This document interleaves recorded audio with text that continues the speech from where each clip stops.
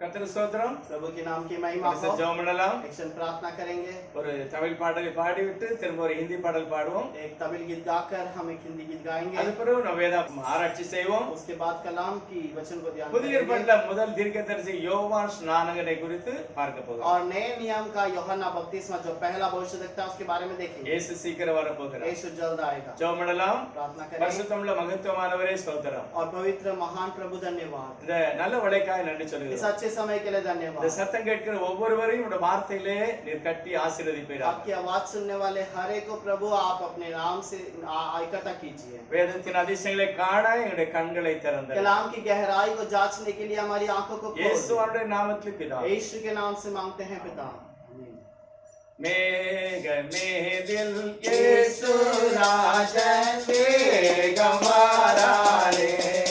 மேக மேதில் இயேசு ராஜன் வேகம் வாராரே. ஆயத்தமுள்ளோரை ஆகாயம் சேர்க்க அவரே வாராரே. மேக மேதில் இயேசு ராஜன் வேகம் வாராரே. ஆண்டவர் தாமே ஆர்ப்பரிப்போனே அவனில் வாராரே. ஆண்டவர் தாமே ஆர்ப்பரிப்போனே அவனில் வாராரே.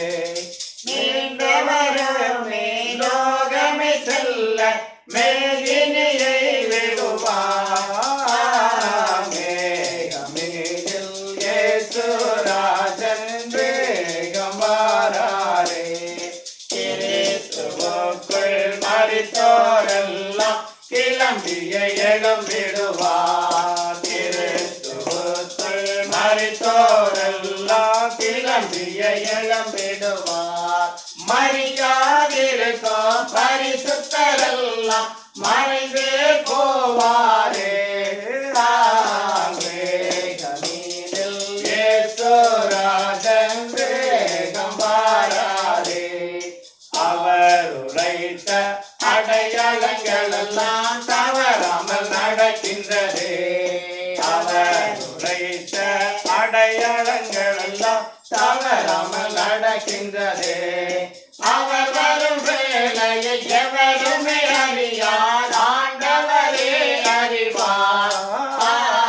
மேகமேதில் இயேசு ராஜன் வேகம் வாராரே. 1000 வருஷம் ஆளுகை செய்வார் ஆண்டவர் இயேசுதாமே. 1000 வருஷம் ஆளுகை செய்வார் ஆண்டவர் இயேசுதாமே. நீதி சமாதானம் நிறைந்தே இருக்கும் ஜோதியின் ஆளுகையில். மேகமீதில் இயேசு ராஜன் வேகம் வாராரே. Hallelujah hallelujah. और हिंदी पाடலை பாடலாம். हिंदी गीत गाएंगे। तेरा प्यार है महान, तेरा प्यार है जहान, तेरा प्यार है महान, तेरा प्यार है जहान। मैं जो पहले मुर्दा था तूने डाली मुझ में जान। मैं जो पहले मुर्दा था तूने डाली मुझ में जान। क्यों ना बोलो फिर मैं तेरी जय जयकार, क्यों ना बोलो फिर मैं तेरी जय जयकार। जय जयकार जय जयकार, तूने मेरे लिए क्या कुछ ना किया। जय जयकार जय जयकार, तूने मेरे लिए क्या कुछ ना किया। मेरी सूरत बिगड़ी थी मेरा दिल था काली, मेरी सूरत बिगड़ी थी मेरा दिल था काली। तूने सींचा लहू से ताकि आए हरियाली, तूने सींचा लहू से ताकि आए हरियाली। क्यों ना बोलो फिर मैं तेरी जय जयकार, क्यों ना बोलो फिर मैं तेरी जय जयकार। जय जयकार जय जयकार, तूने मेरे लिए क्या कुछ ना किया। जय जयकार जय जयकार, तूने मेरे लिए क्या कुछ ना किया। आई जीवन में खुशी आई अपनी जिंदगी, आई जीवन बिल्कुल शेर आई अपनी जिंदगी तो है जिंदा सफिया तूने है किया तो है जिंदा सफिया तूने है किया क्यों ना बोलो फिर मैं तेरी जय जयकार क्यों ना बोलो फिर मैं तेरी जय जयकार जय जयकार जय जयकार तूने मेरे लिए क्या कुछ ना किया जय जयकार जय जयकार तूने मेरे लिए क्या कुछ ना किया अपने रूप से भर दिया अपनी शक्ति मुझको दी अपने रूप से भर दिया अपनी शक्ति मुझको दी ताकि तुम्हें गवाही तेरे जीवन की ताकि तुम्हें गवाही तेरे जीवन की क्यों ना बोलो फिर मैं तेरी जय जयकार क्यों ना बोलो फिर मैं तेरी जय जयकार जय जयकार जय जयकार तूने मेरे लिए क्या कुछ ना किया जय जयकार जय जयकार तूने मेरे लिए क्या कुछ ना किया ஹல்லேலூயா Hallelujah. பிரைஸ் தி லார்ட் கர்த்தர் ஸ்தோத்திரம் प्रभु की महिमा हो நல்ல நாளிலும் கூட நாம் தேவனுடைய வார்த்தைகளை பகிர்ந்து கொள்ளலாம் और इस अच्छे दिन में भी हम प्रभु के वचन को ध्यान करेंगे வேதாகமத்தை நாம் தியானிக்கும் போது और जब कलाम के वचन को ध्यान करते हैं अनेक ஆசீர்வாதங்களை நாம் பெற்றுக்கொள்வோம் बहुत सारे आशीष को हम पा सकते हैं நம்முடைய தியானத்துக்காக மத்தேயு சுவிசேஷம் हमारे ध्यान के लिए लिया गया मत्ती का किताब 11வது அதிகாரம் 11वां अध्याय 14வது வசனம் और 14वां वचन மத்தேயு 11:14 मत्ती का 11वां अध्याय 14 वचन நீங்கள் ஏற்றுக்கொள்ள மனதாய் இருந்தால் வருகிறவனாகிய எலியா இவன்தான் और चाहो तो मानो कि एलिया जो आने वाला था वह यही है வேதம் சொல்லுகிறது कलाम कहता है நீங்கள் ஏற்றுக்கொள்ள மனதா இருந்தால் अगर चाहो तो तुम मान सकते हो ஏற்றுக்கொள்வதற்கு உனக்கு இருதயம் இருந்தால் अगर स्वीकार करने के लिए तेरा मन है நீ இந்த யோவான் ஸ்நானகனை எலியாவாக ஏற்றுக்கொள்ள வேண்டும் और ये यूहन्ना बपतिस्मा को एलिया करके कहा गया है இந்த வார்த்தையை இயேசுவானவரே பேசுகிறார் इस वचन को यीशु मसीह खुद बातें करता है வேதத்தை நாம் பார்க்கும்போது अगर कलाम को हम देखते हैं ஒவ்வொரு புஸ்தகமே ஒவ்வொரு புஸ்தகத்தை தொடர்ந்து हर எழுதப்பட்டிருக்கு एक पुस्तक एक दूसरे से जुड़कर लिखा गया है பல ஆயிரம் வருஷங்கள் இடைவெளி இருந்தால் बहुत सालों का उसके बीच में अंतर होने पर வேற भी வேற ஆட்கள் எழுதினார் अलग अलग लोग लिखे हैं तो ஒரே भी ஒரு சர்வ வல்லமுள்ள கர்த்தர் एक ही सर्वशक्तिमान प्रभु தன்னுடைய ஆவியினால் அவர்கள் எல்லாரும் நிருபங்களையும் दीर्घ दर्शनத்தை எழுதினார்கள் और अपने आत्मा से वो वचन का और उसका व्यवस्था को सबको लिखा है பேதுரு சொல்லும்போது சொல்லுகிறார் पतरस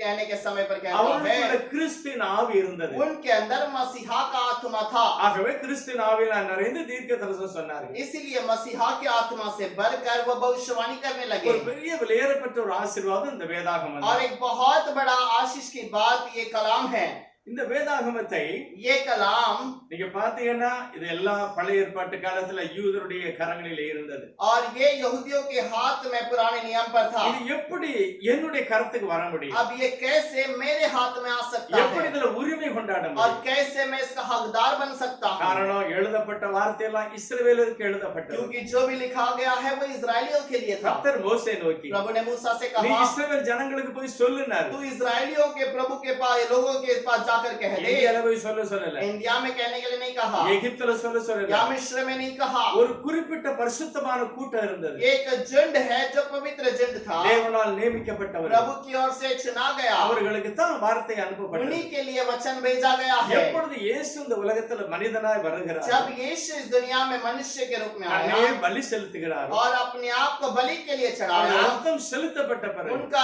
लहू गिराए जाने के எல்லா बाद ஜனங்களுக்கு மேல இருந்த இருள் அகற்றப்படுகிறது और सारे लोगों के ऊपर का खून वहां पर निकाल दिया गया இயேசு சொல்கிறார் यीशु कहता है சர்வ வல்லமை எனக்கு இருக்கிறது सर्वशक्तिमान सामर्थ है புறப்பட்டு செல்லுங்கள் और ला जाओ இருளின் அதிகாரத்தில் இருக்கிற வெளியே கொண்டு வா अंधकार के अंदर फंसे हुए लोगों को बाहर लाओ சாத்தானுடைய பிடியில் இருக்கிற ஜனங்களை விடுதலை ஆக்குங்க शैतान के अंदर फंसे हुए लोगों को बाहर लाओ எத்தனை பேர் இயேசுவை மெசியாவாக और ஏற்றுக்கொள்வார்கள் जितने लोगों ने यीशु को मसीहा करके स्वीकार அவர்கள் किया என்னுடைய பிள்ளைகள் वो मेरे बच्चे हैं ஆகவே इसीलिए இயேசு கிறிஸ்துவை ரட்சகராய் ஏற்றுக்கொண்ட பிறகு यीशु मसीह को उद्धार करता करके जो இந்த स्वीकार பழைய करने के ஏற்பாடு அதனால எனக்கு உரிமை இருக்கிறது. और इस पुराने नियम के अंदर नए नियम में मुझे मेरा हक है ஆண்டவருடைய ஆசீர்வாதத்தை நான் பெற்றுக்கொள்ள और முடியும். प्रभु के आशीष को मैं पा सकता हूँ। ஆபிரகாம் மூலமாய் உலகம் முழுவதும் உள்ள தேவனுடைய பிள்ளைகளுக்கு அருளப்பட்டது. अब्राहम के द्वारा दुनिया के सारे लोगों को भागीदार दिया गया। ஆபிரகாம் தேவனுடைய வார்த்தையினாலே அழைக்கப்பட்டார். अब्राहम प्रभु के वचन के द्वारा बुलाया गया। இயேசு தன்னுடைய இரத்தத்தினால் என்னை அழைத்திருக்கிறார். यीशु ने अपने लहू से मुझे बुलाया அவருடைய है நாமத்தை நான் ஏற்றுக்கொண்ட உடனே और उसके नाम को स्वीकार करने के நான் बाद ஆவியிலே பிறந்திருக்கிறேன். मैं आत्मा में जन्म लिया हूँ।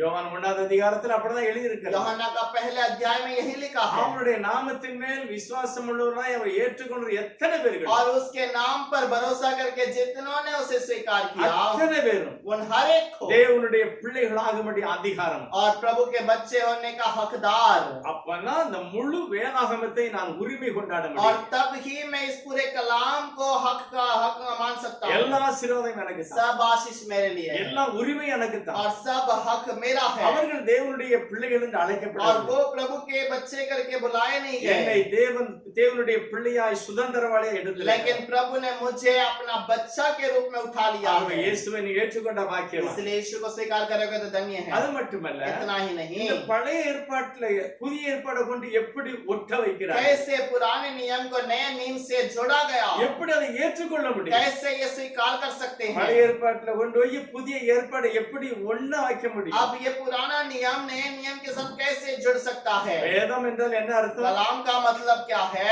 வேதம்னா என்ன அர்த்தம்? कलाम का मतलब क्या है? தேவனுடைய வார்த்தை. प्रभु का वचन।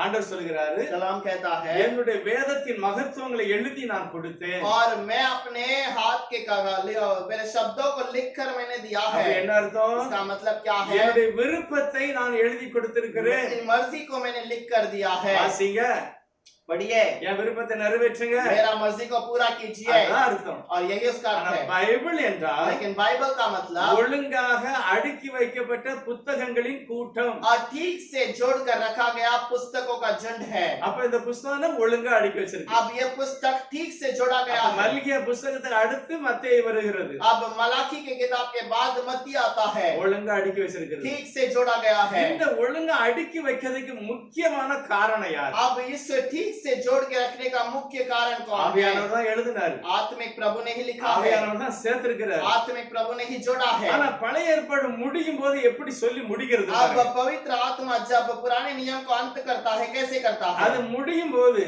और वो खत्म होने के समय அது पर எப்படி முடியுதோ और जैसा वो खत्म होता है அதுக்கு கரெக்டா கொண்டு ஒட்டணும். और वो साथ में ठीक से जुड़ना है அப்பதான் அது சரியான ஒட்ட और வைக்கிறது. तब उसे ठीक से जोड़ा गया।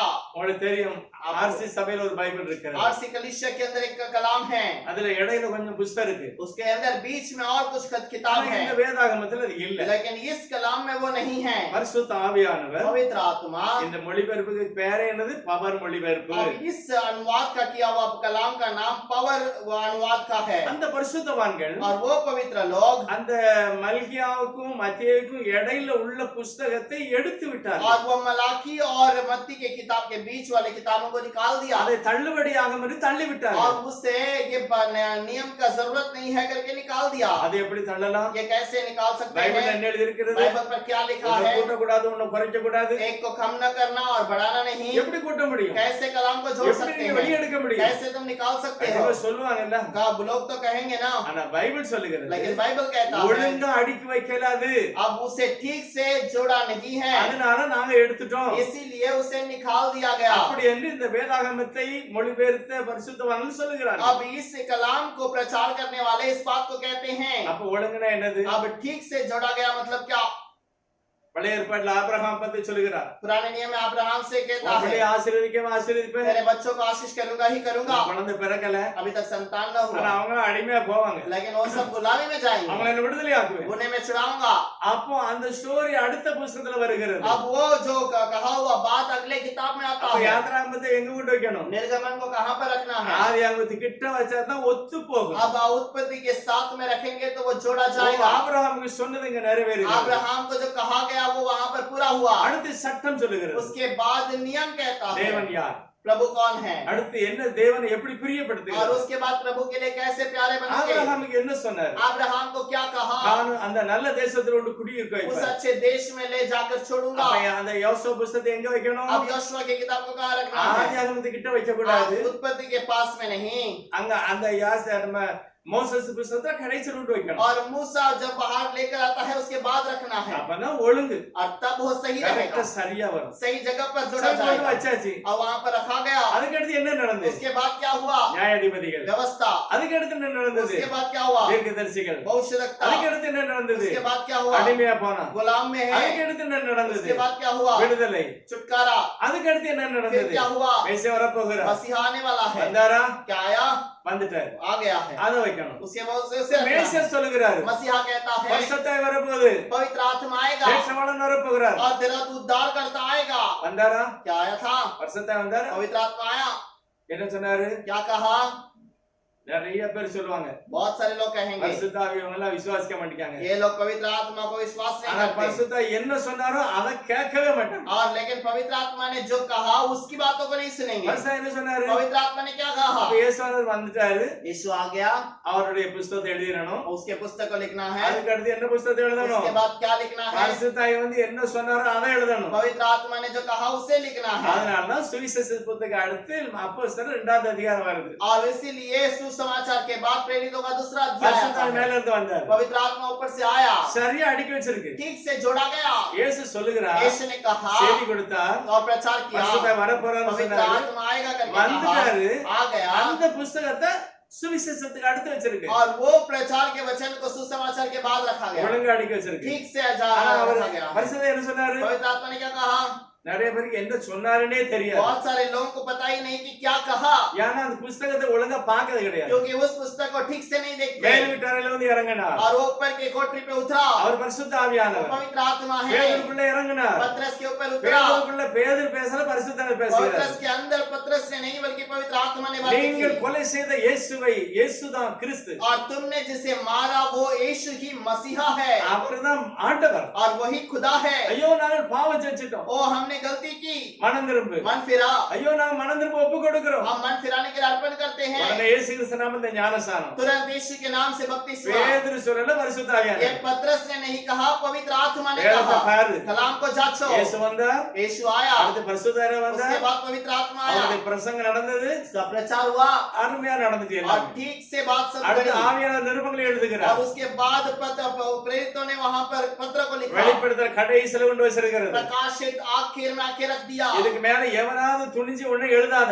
और इसके ऊपर कोई बढ़कर ना लिखना, அதாவது எழுதணும்னா உள்ளுக்குள்ள உள்ளத பார்த்து பார்த்து எழுது. और वैसा लिखना है तो इस कलाम के अंदर की बातों को लिख, மிஞ்சி போவாத. इसके बाहर ना जाना। நான் மேல போனேன், பார்த்தேன், சாப்பிட்டேன்னு சொல்லாத. और मैं ऊपर गया, देखा, वो लिखा, वैसा करके ना लिखना। வெளிப்படுத்தல் முடிஞ்சிட்டு प्रकाशित वाक्य நீ खत्म हुआ, பரலோகத்துக்கு போணும். अब स्वर्ग जाना है। ஆகவே நீ சுவிசேஷத்துக்கு கீழ்ப்படியணும், इसीलिए सुसमाचार का आज्ञा को मान, பரிசுத்த ஆவியை ஒத்துக்கொள்ளணும், पवित्र आत्मा को स्वीकार कर, பரிசுத்தனுடைய சட்டத்தை ஏற்றுக்கொள்ளணும். उसकी आज्ञाओं को, पवित्र आत्मा का आज्ञा को मान। இதெல்லாம் பாஸ் ये ஆயிட்டா सब अगर पास हो गया உனக்கு வெளிப்படுத்தலுக்கு உரிமை तुझे प्रकाशित वाक्य का हक है, இல்லைன்னா கிடையாது. नहीं तो नहीं है। இப்ப நான் என்ன சொல்ல अब விரும்புகிறேன், मैं क्या कहना चाहता हूँ, பழைய ஏற்பாடு பக்கத்துல புதிய ஏற்பாடு போறதுக்கு எப்படி அனுமதி கிடைக்கும்? पुराने नियम के साथ में नए नियम कैसा जुड़ सकता है? மல்கியா தீர்க்கதரிசியின் புத்தகம் मलाकी का किताब கடைசி அத்தியாயம் आखिरी अध्याय கடைசி 2 வசனம் வாசிக்க போறோம். आखिरी 2 वचन हम पढ़ेंगे। இதோ கர்த்தருடைய பெரிதும் பயங்கரமான நாள் வருகிறதற்கு முன்னே நான் உங்களிடத்திற்கு எலியா தீர்க்கதரிசியை அனுப்புகிறேன். நான் வந்து பூமியை சங்காரத்தால் அடிக்காதபடிக்கு அவன் பிதாக்களுடைய இருதயத்தை பிள்ளைகளிடத்திற்கும் பிள்ளைகளுடைய இருதயத்தை அவர்கள் பிதாக்களிடத்திற்கும் திருப்புவான். देख, यहोवा के उस बड़े और भयानक दिन के आने से पहले मैं तुम्हारे पास एलिया नबी को भेजूंगा। वह माता पिता के मन को उनके पुत्रों की ओर और पुत्रों के मन को उनके माता पिता की ओर फिरेगा। ऐसा ना हो कि मैं आकर पृथ्वी का सत्यानाश करूं। நான் வேதத்தை நல்லா தெளிவாய் வாசித்தால் ஆண்டவர் நமக்கு நல்ல புரிய வைப்பார். अगर कलाम को ठीक से पढ़ेंगे तो प्रभु हमें ठीक से समझाएगा। நம்முடைய தேவன் நமக்கு ஒரு பெரிய கடிதாசி லெட்டர் எழுதி வச்சிருக்கிறார். और हमारा जो प्रभु ने हमारे लिए अच्छा पत्र लिख कर रखा முழு है। பைபிளே ஒரு லெட்டர் மாதிரி எடுத்துக்கங்களேன். और ये पूरा कलाम हमारे लिए एक पत्र है। நிறைய ஆலோசனை எழுதி இருக்கிறார். बहुत अलग अलग लोगों से ஆனா लिखवाया, கடைசி முடிக்கும் போது என்ன முடிக்கிறாரு? लेकिन आखिर में कैसे अंत करता है, என்ன முடிக்கிறாரு? कैसे अंत किया, அதுக்கு மேல கவனம் வச்சாதான் நம்ம என்ன செய்யணும், தடுமாட மாட்டோம். उसके ऊपर ध्यान रखोगे तभी तुम गड़बड़ में न पड़ोगे।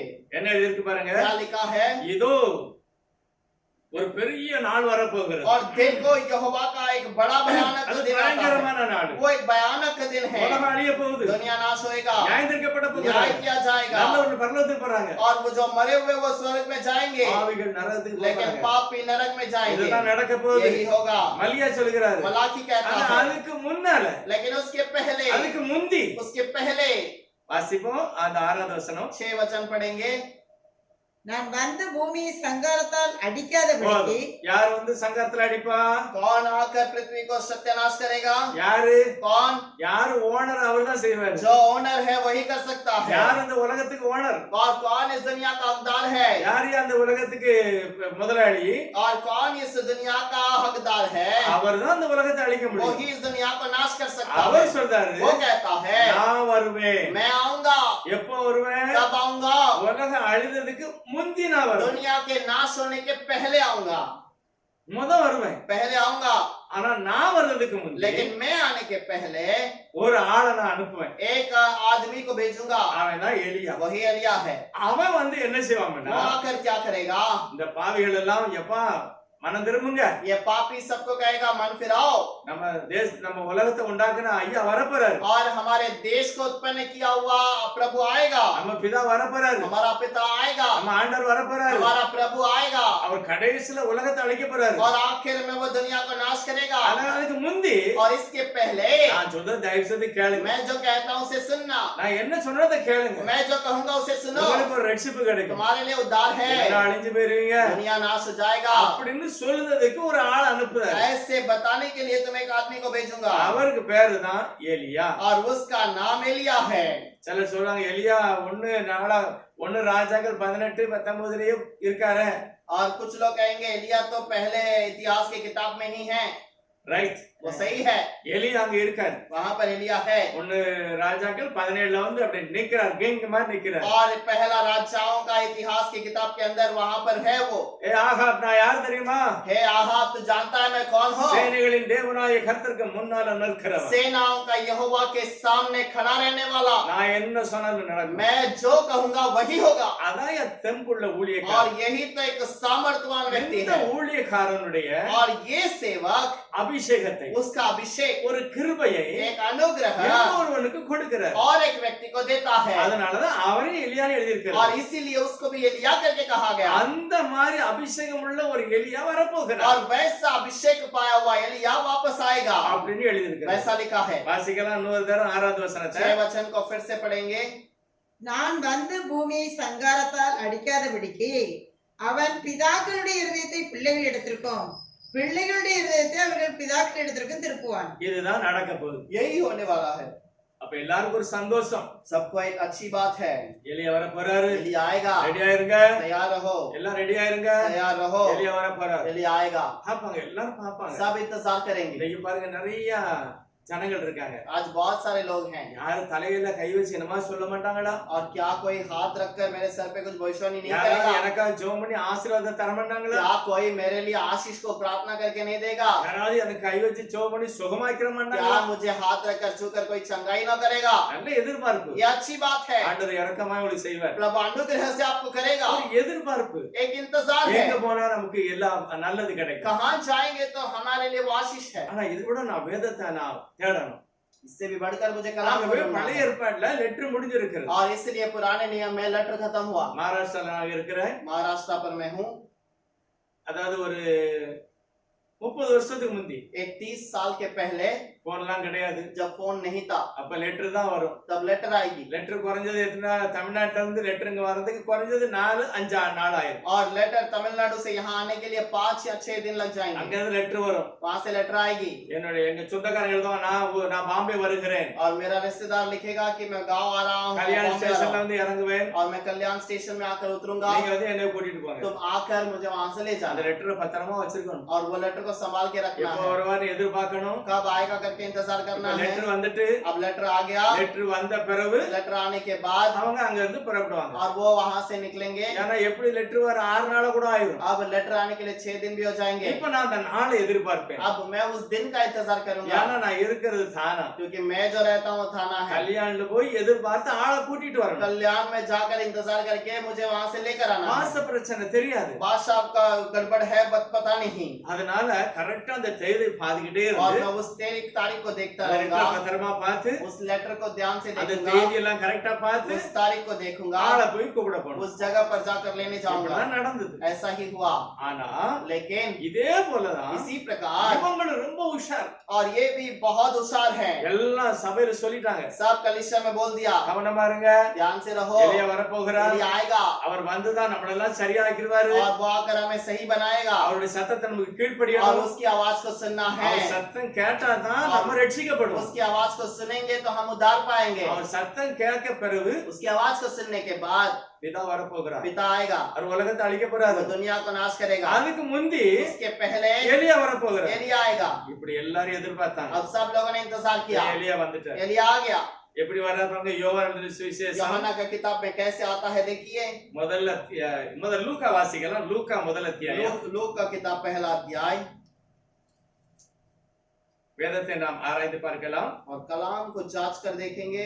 வேதாகமத்துல லூக்கா விசேஷம் முதல் அதிகாரம் और लूक का किताब पहला अध्याय 3வது 4வது வசனத்தை வாசிப்போம். 3 और 4 वचन पढ़ेंगे। ஆதி முதல் எல்லாவற்றையும் திட்டமாய் விசாரித்தறிந்த நானும் உமக்கு உபதேசிக்கப்பட்ட விசேஷங்களின் நிச்சயத்தை நீர் அறிய வேண்டும் என்று அவைகளை ஒழுங்காய் உமக்கு எழுதுவது எனக்கு நலமாய் தோன்றியது. பரிசுத்த ஆவியுடைய அபிஷேகத்தோட லூக்கா எழுதுகிறார். और पवित्र आत्मा से भरकर लूका लिखता है। நல்ல அருமையான ஒரு தேவனுடைய மனிதன், बहुत अच्छा प्रभु का व्यक्ति है எல்லாம் திட்டமா விசாரித்து அபிஷேகத்தோட और எழுதுகிறார். सब पूछताछ कर अभिषेक से लिखता है। 5வது வசனத்துல எந்த ராஜா இருந்தாரு, और 5वां कहता है जो राजा उस समय पर था, எந்த ஆசாரியன் பிரதான ஆசாரியனா இருந்தாரு, और कौन सा याजक वहां पर महायाजक था। அப்ப அங்க யாரெல்லாம் பெரிய பெரிய ஆட்கங்கிறத அவர் சொல்லிட்டாரு. இந்த ராஜா காலத்துல, இந்த ஆசாரியன் காலத்துல, और वहां बहुत बड़े बड़े लोग जो भी थे उनके बारे में कहा गया ये लोग थे। அங்க 2 பேர் இருக்காங்க. वहां पर 2 लोग हैं, एलिसबेथ சகரியா. जकरिया। யாருடைய காலத்துல? इसके समय पर மாறி ஒரு சூழ்நிலை, இந்த ராஜா இருக்கிறாரு, இந்த பிரதான ஆசாரியன் இருக்கிறார்.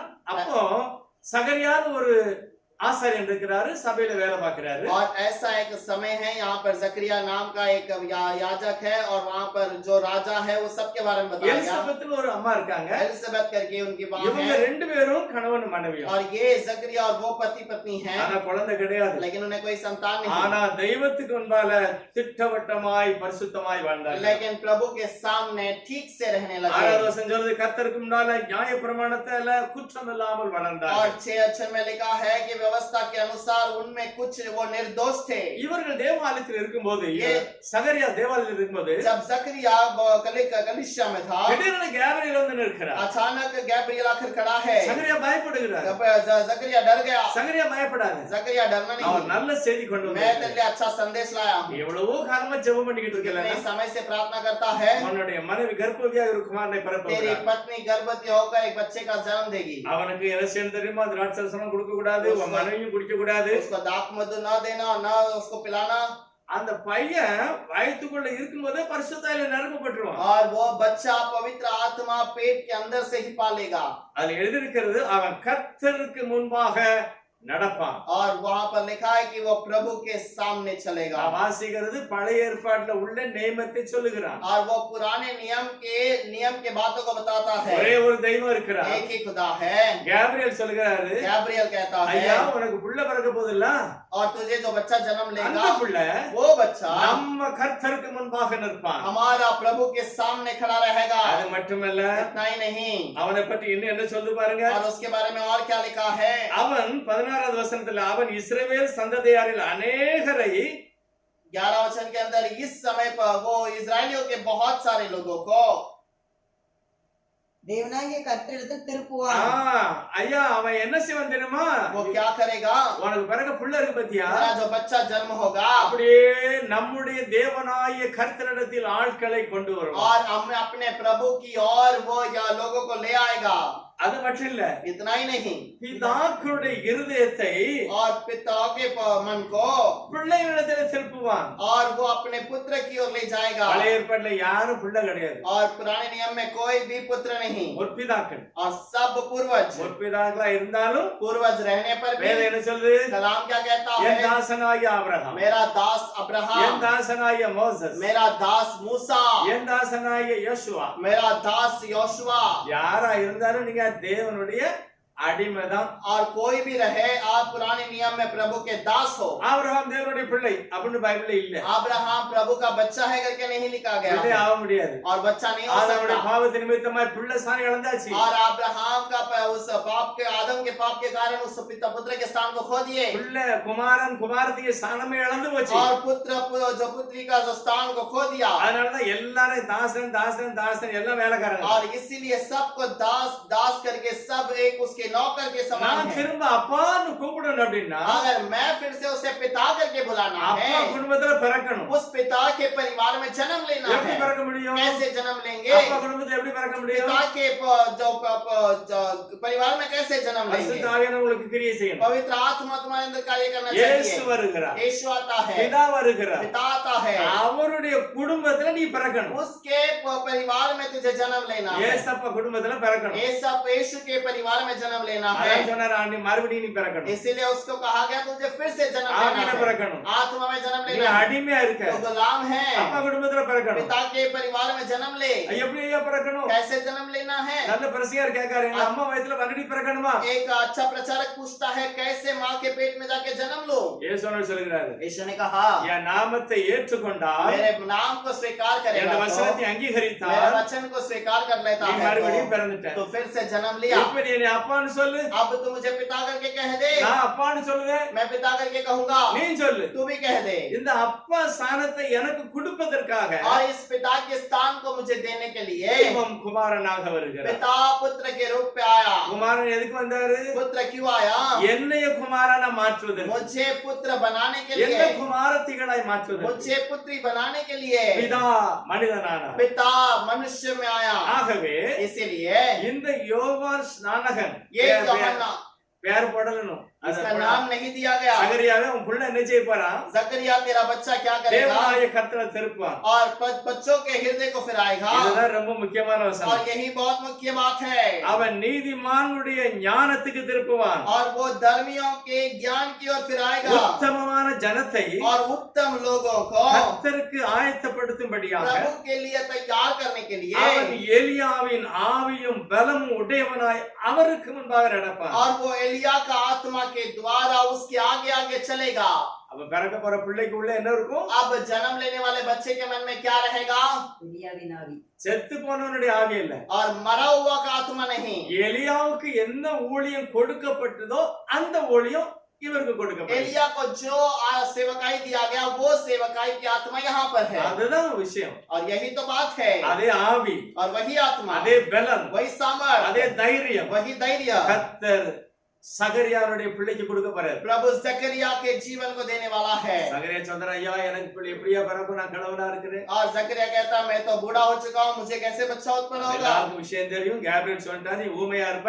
और गैब्रियल आप सब लोग उस बात को जानते हैं, तो वो गूंगा रहेगा। பிறந்த பிறகு பேர் வைக்கணும், யோவான்னு பேர் வைக்கணும், அப்பதான் வாய் திறக்கும். और उसका जन्म लेने के बाद यूहन्ना करके नाम रखेगा, तब तेरा मुख खुलेगा। இனி அதிகமா எதுவும் பேசாத. अब आगे कुछ बात न करना। நான் மேல இருந்து குட் நியூஸ் கொண்டு வந்திருக்கேன், நீ இதை ஏற்றுக்கொண்டது. और मैं ऊपर से सुसमाचार समाचार लेके आए तो स्वीकार नहीं करता। என்ன குட் நியூஸ்? क्या सुसमाचार? ஒரு பிள்ளை பிறக்க போகுது. तुझे एक बच्चा उत्पन्न होगा அந்த பிள்ளைக்கு உள்ள எலியாவுடைய அபிஷேகம் வரப்போகுது. और उस बच्चे के अंदर एलिया का अभिषेक आएगा। அவர் எலியா என்ன செய்வாரு? वो एलिया क्या करेगा? நம்முடைய தேவனாகிய கர்த்தரிடத்திலே திருப்புவார். और वो अपने बच्चों को प्रभु की ओर फिराएगा। இதெல்லாம் உன் பிள்ளை வேலை. यही तेरा बच्चे का काम இது है। அப்படியே நடந்தது. और ये ऐसा ही हुआ, அப்படியே நடந்தது. ऐसा ही हुआ। பிள்ளைக்கு பேர் வைக்காங்க.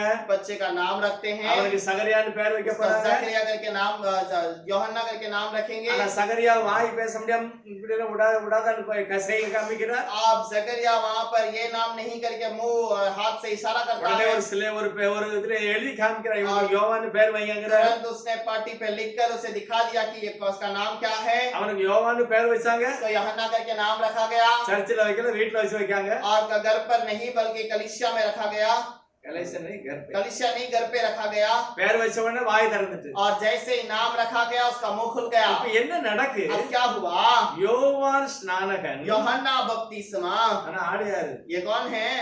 அது யாரு? वो कौन है? எலியா. எலியாவுடைய ஆடு. वो एलिया की आत्मा है। இப்பதான் நீங்க வாசிக்கணும் 11வது அதிகாரம் மத்தேயுவின் சுவிசேஷம். अब मत्ती का 11वां अध्याय में आप पढ़ सकते हैं। 14வது வசனம். 14वां वचन। நீங்கள் ஏற்றுக்கொள்ள மனதாயிருந்தால் வருகிறவனாகிய எலியா இவன்தான். ஏற்றுக்கொள்ள முடியுமா? क्या आप स्वीकार कर सकते हैं? யாரு? कौन? வரக்கூடிய எலியா இவன்தான். आने वाला एलिया यही है। இயேசுநாதர் சொல்லுகிறார். यीशु कहता है, மல்கியால கடைசில சொல்லி இருக்குல்ல, मलकिया में जो लिखा गया, எலியா வருவான், एलिया आएगा, உங்களை என் கையில இருந்து தப்புப்பான்னு சொல்லி இருக்குல்ல, तुम्हें अपने हाथों से बचाएगा। அவன் சத்தம் கேட்டு उसकी आवाज सुन, அவன் எலியா. वो एलिया है। ஆனா உங்களால கஷ்டம், और ये तो स्वीकार करना मुश्किल है, ஏத்துக்கொள்ள முடியல. स्वीकार नहीं कर सकते। அது எப்படி ஏற்றுக்கொள்ள ये முடியும்? कैसे स्वीकार करेंगे? எலியான்னு போட்டிருக்கு மல்கியால. मलाकी में तो लिखा है एलिया है, சகரியா பிள்ளைக்கு யோவான்னு வச்சிருக்கான். और जकरिया तो नाम यूहन्ना रखा, ஆனா பேச்செல்லாம் எலியா மாதிரிதான் இருக்கு. लेकिन उसकी बातें सब एलिया के समान है, ஆனா பேர்ல வித்தியாசம். लेकिन नाम में बदलावट है। ஆஹா, இது கிடையாது. ये नहीं है, யாரும் ஏற்றுக்கொள்ளல. कोई नहीं स्वीकार किया। இன்னைக்கும் அப்படித்தான். आज भी वैसे ही, இன்னைக்கும் அப்படித்தான். आज भी वैसे ही। யோவானை எலியாவாக ஏற்றுக்கொள்ள முடியல. और एलिया यूहन्ना को एलिया करके स्वीकार नहीं कर सकते। அது மட்டும் பிரச்சனை கிடையாது. इतना ही समस्या नहीं। இயேசுநாதருக்கு இம்மானுவேல் தான் பேர் வைப்பாங்கன்னு போட்டிருக்கு. और यीशु को भी इम्मानुएल करके नाम रखेगा करके लिखा ஆனா गया, இயேசுன்னு பேர் வச்சுட்டாங்க. लेकिन यीशु करके नाम இது रखा। கேப்ரியல் சொன்ன வேலை தான். ये भी गैब्रियल का काम है। கேப்ரியல் தான் சொல்லிட்டு போயிட்டாரு. गैब्रियल ने नाम रखा है। எனக்கு பிதா சொன்னாரு இந்த பிள்ளைக்கு இயேசுன்னு வை. मुझे पिता ने कहा इसको यीशु करके नाम रखा। வேதாகம பரிசையெல்லாம் பார்க்க, आप फरीसी सदुकी देखते हैं, இது டூப்ளிகேட். ये तो डुप्लीकेट है। நாங்க எங்க எங்க எங்க இம்மானுவேலை பத்தி பார்க்கிறோம். हम अपने इम्मानुएल का इंतजार करते இது हैं। யோவான், ये तो यूहन्ना है, இது எலியா கிடையாது. ये एलिया नहीं है। எவ்வளவு பாருங்க, कितना देखिए, பேரை வச்சு தடுமாட்டம். और नाम से गड़बड़। அதனாலதான் இயேசு சொன்னாரு, इसलिए यीशु ने कहा மரத்தை பார்க்காத, उसके पेड़ को ना देख அவன் என்ன செய்தான் கனியை பாரு. और उसका फल को देख।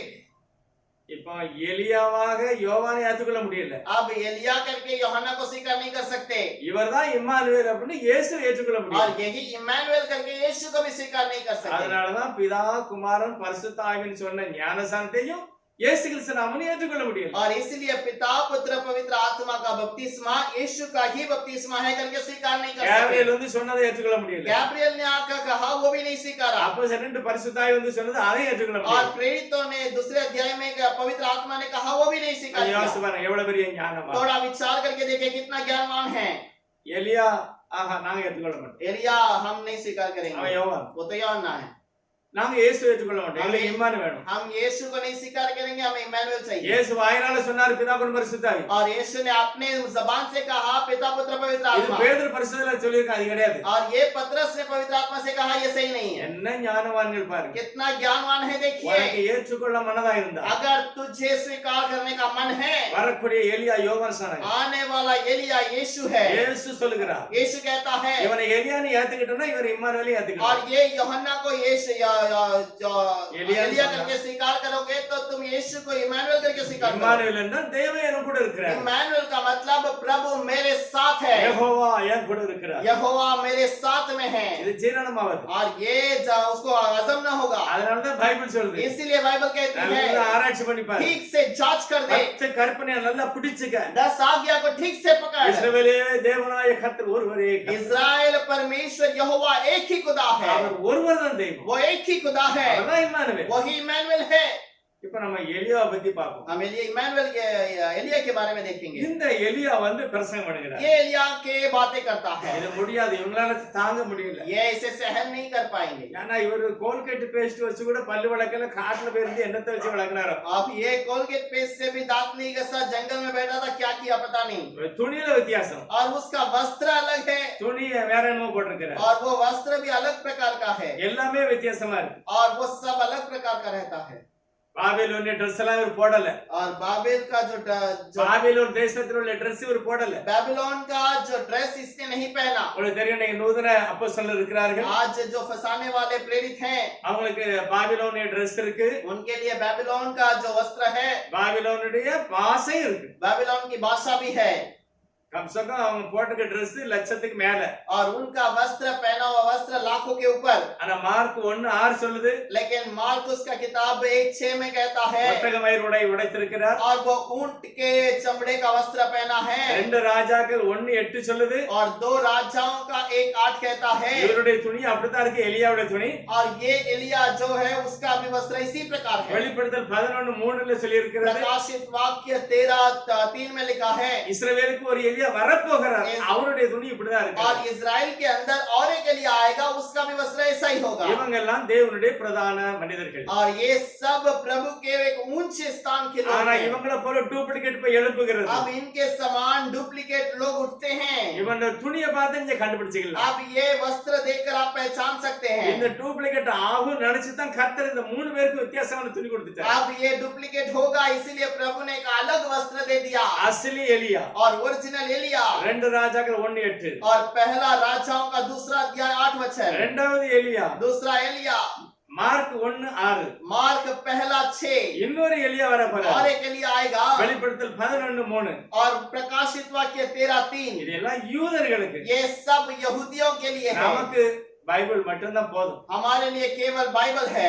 நூதனமான அப்போஸ்தல உபதேசத்திலே அந்யோன்யத்தில் இருந்தா போதும். और प्रेरितों के साथ में, उनके साथ में जो जुड़े रहेंगे तो काफी है। தேவனுடைய சரீரமாகிய சபை சீர்பொருந்தணும் வேதத்தை பார்த்து. और प्रभु का जो कलीसिया है वो ठीक होना है कलाम को देखकर। அப்போஸ்தல உபதேசத்திலும் और प्रेरितों के उपदेश தீர்க்க में, தரிசன உபதேசத்திலும் भविष्यद्वक्ता के उपदेश சபை में கட்டப்பட வேண்டும் என்று எபேசியர் சொல்கிறார். कलीसिया बढ़ाना चाहिए करके एलिया कहता है। இப்ப எலியா பத்தி பார்க்கலாம். अब एलिया के बारे में இப்ப देखेंगे। எலியா வந்திருக்கிறாரு. अब एलिया आया है, துணியில வித்தியாசம் இருக்கு, उसका वस्त्र अलग है, ஏற்றுக்கொள்ள முடியாது, स्वीकार नहीं कर सकते, பேரு சரி கிடையாது. उसका नाम सही नहीं। மல்லியா கிளீனா சொல்லி இருக்கிறாரு எலியா வருவாரு. 3 के अंदर बराबर से एलिया आएगा करके लिखा है। நல்ல விவரமா பாப்போம். யோவான் எழுதின சுவிசேஷம் और यूहन्ना का किताब முதல் அதிகாரம். पहला अध्याय। இப்ப என்ன நடக்கு பாருங்க. यहाँ पर क्या हुआ है देखो। யோவான் எழுதின சுவிசேஷம் यूहन्ना का किताब முதல் அதிகாரத்துல पहले अध्याय के अंदर எருசலேமிலிருந்து யூதர்கள் ஆசாரியரை லேவியரை யோவானிடத்தில் அனுப்பி, நீர் யார் என்று கேட்டபொழுது அவன் மறுதலியாமல் அறிக்கையிட்டதும் அன்று, நான் கிறிஸ்து அல்ல என்றும் அறிக்கையிட்டான். அப்பொழுது அவர்கள், பின்ன யார், நீ எலியாவா என்று கேட்டார்கள். அதற்கு நான் அவன் அல்ல என்றான். இப்ப அங்க ஒரு விஷயம் வந்துட்டு, यहाँ पर एक बात आ गई। ஒரு பெரிய கூட்டம் நடக்கு காட்டுக்குள்ள வனாந்தரத்துல. और वहां पर एक बहुत बड़ा सभा चल रहा है जंगल में। இவர் அந்த எலியாவே மாதிரி தான் பேசுறாரு. अब ये वो एलिया के समान प्रचार करता है। அற்புத அடையாளம்லாம் கிடையாது, अद्भुत चिन्ह चमत्कार नहीं, சாதாரண துணிமணி. साधारण वस्त्र। யார் பாவம் செய்தாலும் டைரக்டா சொல்லுகிறார். अब कोई पाप करता है तो सीधे सीधे बता देता है। எலியாவுக்குள்ள ஆவிதானே இருந்தது. एलिया की आत्माएं तो थी, அந்த எலியா தானே சொல்றாரு. वही एलिया तो कहता है। அந்த எலியா 18 என்ன சொன்னாரு? वो एलिया- ராஜாக்கள் 18 वो एलिया पहला राजा 18 में क्या कहा? இங்க பாருங்க, தெய்வம் கர்த்தர் தெய்வமான கர்த்தர் பக்கத்துல வா. और अगर यहोवा खुदा है तो यहाँ पर इस तरफ आ जा। வாங்க கடல்ல அங்கே போயிரு. और बाल खुदा है तो उस तरफ चला जा। ரெண்டு நாட்டக் பண்ணாத. और दोनों तरफ गड़बड़ी मत कर। நீ அங்க வரல அங்க வா. एक वहां जा या यहाँ आ जा। அதத்தான் இவரும் சொல்லுகிறார். यही बात तो ये भी कहता இங்க है। பாரு, நீங்க அறியாத இருக்கிற ஒருவர் இங்க நிக்கிறாரு. और तुम लोग जानते हो, नहीं जानने वाला एक व्यक्ति यहाँ पर खड़ा அவருடைய है। பாதரட்சை அவுக்கிறதுக்கு நான் தகுதி और கிடையாது. उसके पैर के जूतों को खोलने का मैं हकदार नहीं। அவர்தான் உலகத்தின் ஒளி. और वो दुनिया का उजाला है। நான் வெளிச்சம் இல்ல, मैं उजाला அந்த नहीं, ஒளியை பற்றி சொல்ல வந்திருக்கிறேன். मैं उस उजाले के बारे में बताने के लिए அவர் आया। பெருக வேண்டும், நான் சிறுக वो வேண்டும் बढ़ना चाहिए, मैं घटना चाहिए। அப்படின்னு யோவான் ஸ்நானகன் என்று எலியா பேசுகிறார். अब यूहन्ना बपतिस्मा एलिया जो कहता है, பாமர மக்கள் பாவிகள் எல்லாம் போறாங்க. अब पापी लोग उसके पास जाते हैं, பாவத்தை அறிக்கை செய்தாங்க. पाप की कबूल किए। அவர் சொல்றார், பாவத்தை மன்னிக்கிற அதிகாரம் எனக்கு கிடையாது. उसने कहा पाप को क्षमा करने का अधिकार मुझ में नहीं, நான் மனம் திரும்புவதற்கு ஒரு ஞானஸ்தானம் கொடுக்க போறேன். मन फिराने के लिए बपतिस्मा दूंगा। அது பேரெல்லாம் கிடையாது, वो नाम नहीं, பிதா குமாரன் பரிசுத்த எல்லாம் கிடையாது, वो पिता पुत्र पवित्र आत्मा भी नहीं, இயேசு கிறிஸ்து நாமமும் கிடையாது. यीशु का नाम भी नहीं। அவர் தண்ணிகளை முக்குதாரு, वो पानी में डुबोता है, அவருக்கு பின்னால போ. उसके पीछे जाओ। அவர்தான் மேசியா, वही मसीहा है, அவர்தான் ஆட்டுக்குட்டி, वही मेमना है, அவர்தான் இம்மானுவேல். वही इम्मानुएल है। அப்படின்னு முக்கி விட்டாரு. वैसे डुबा कर दे भेज दिया வேறெல்லாம் ஒண்ணுமே சொல்லல. और कुछ नहीं कहा। மனம் திரும்புதலுக்கென்று ஞானஸ்தானம் கொடுத்தார். मन फिराने के लिए बपतिस्मा दिया। நிறைய பேர் வந்து வாக்குத்த அறிக்கை சொல்றாங்க. बहुत सारे लोग आकर कहने लगे, நிறைய பேர் கேட்டாங்க, ஐயா நாங்க என்ன செய்யணும்? बहुत सारे लोग पूछने लगे हमें क्या करना है, ஒரு 2 வருஷம் வச்சிருந்தா ஒரு வஸ்திரத்தை கொடு, और 2 वस्त्र है तो एक उसे दे दे, இல்லாதவனுக்கு கொடு. जिसके पास नहीं है उसे दे। இந்த மாதிரி ஒரு பிரசங்கம் பண்ணுங்க. ऐसा प्रचार किया।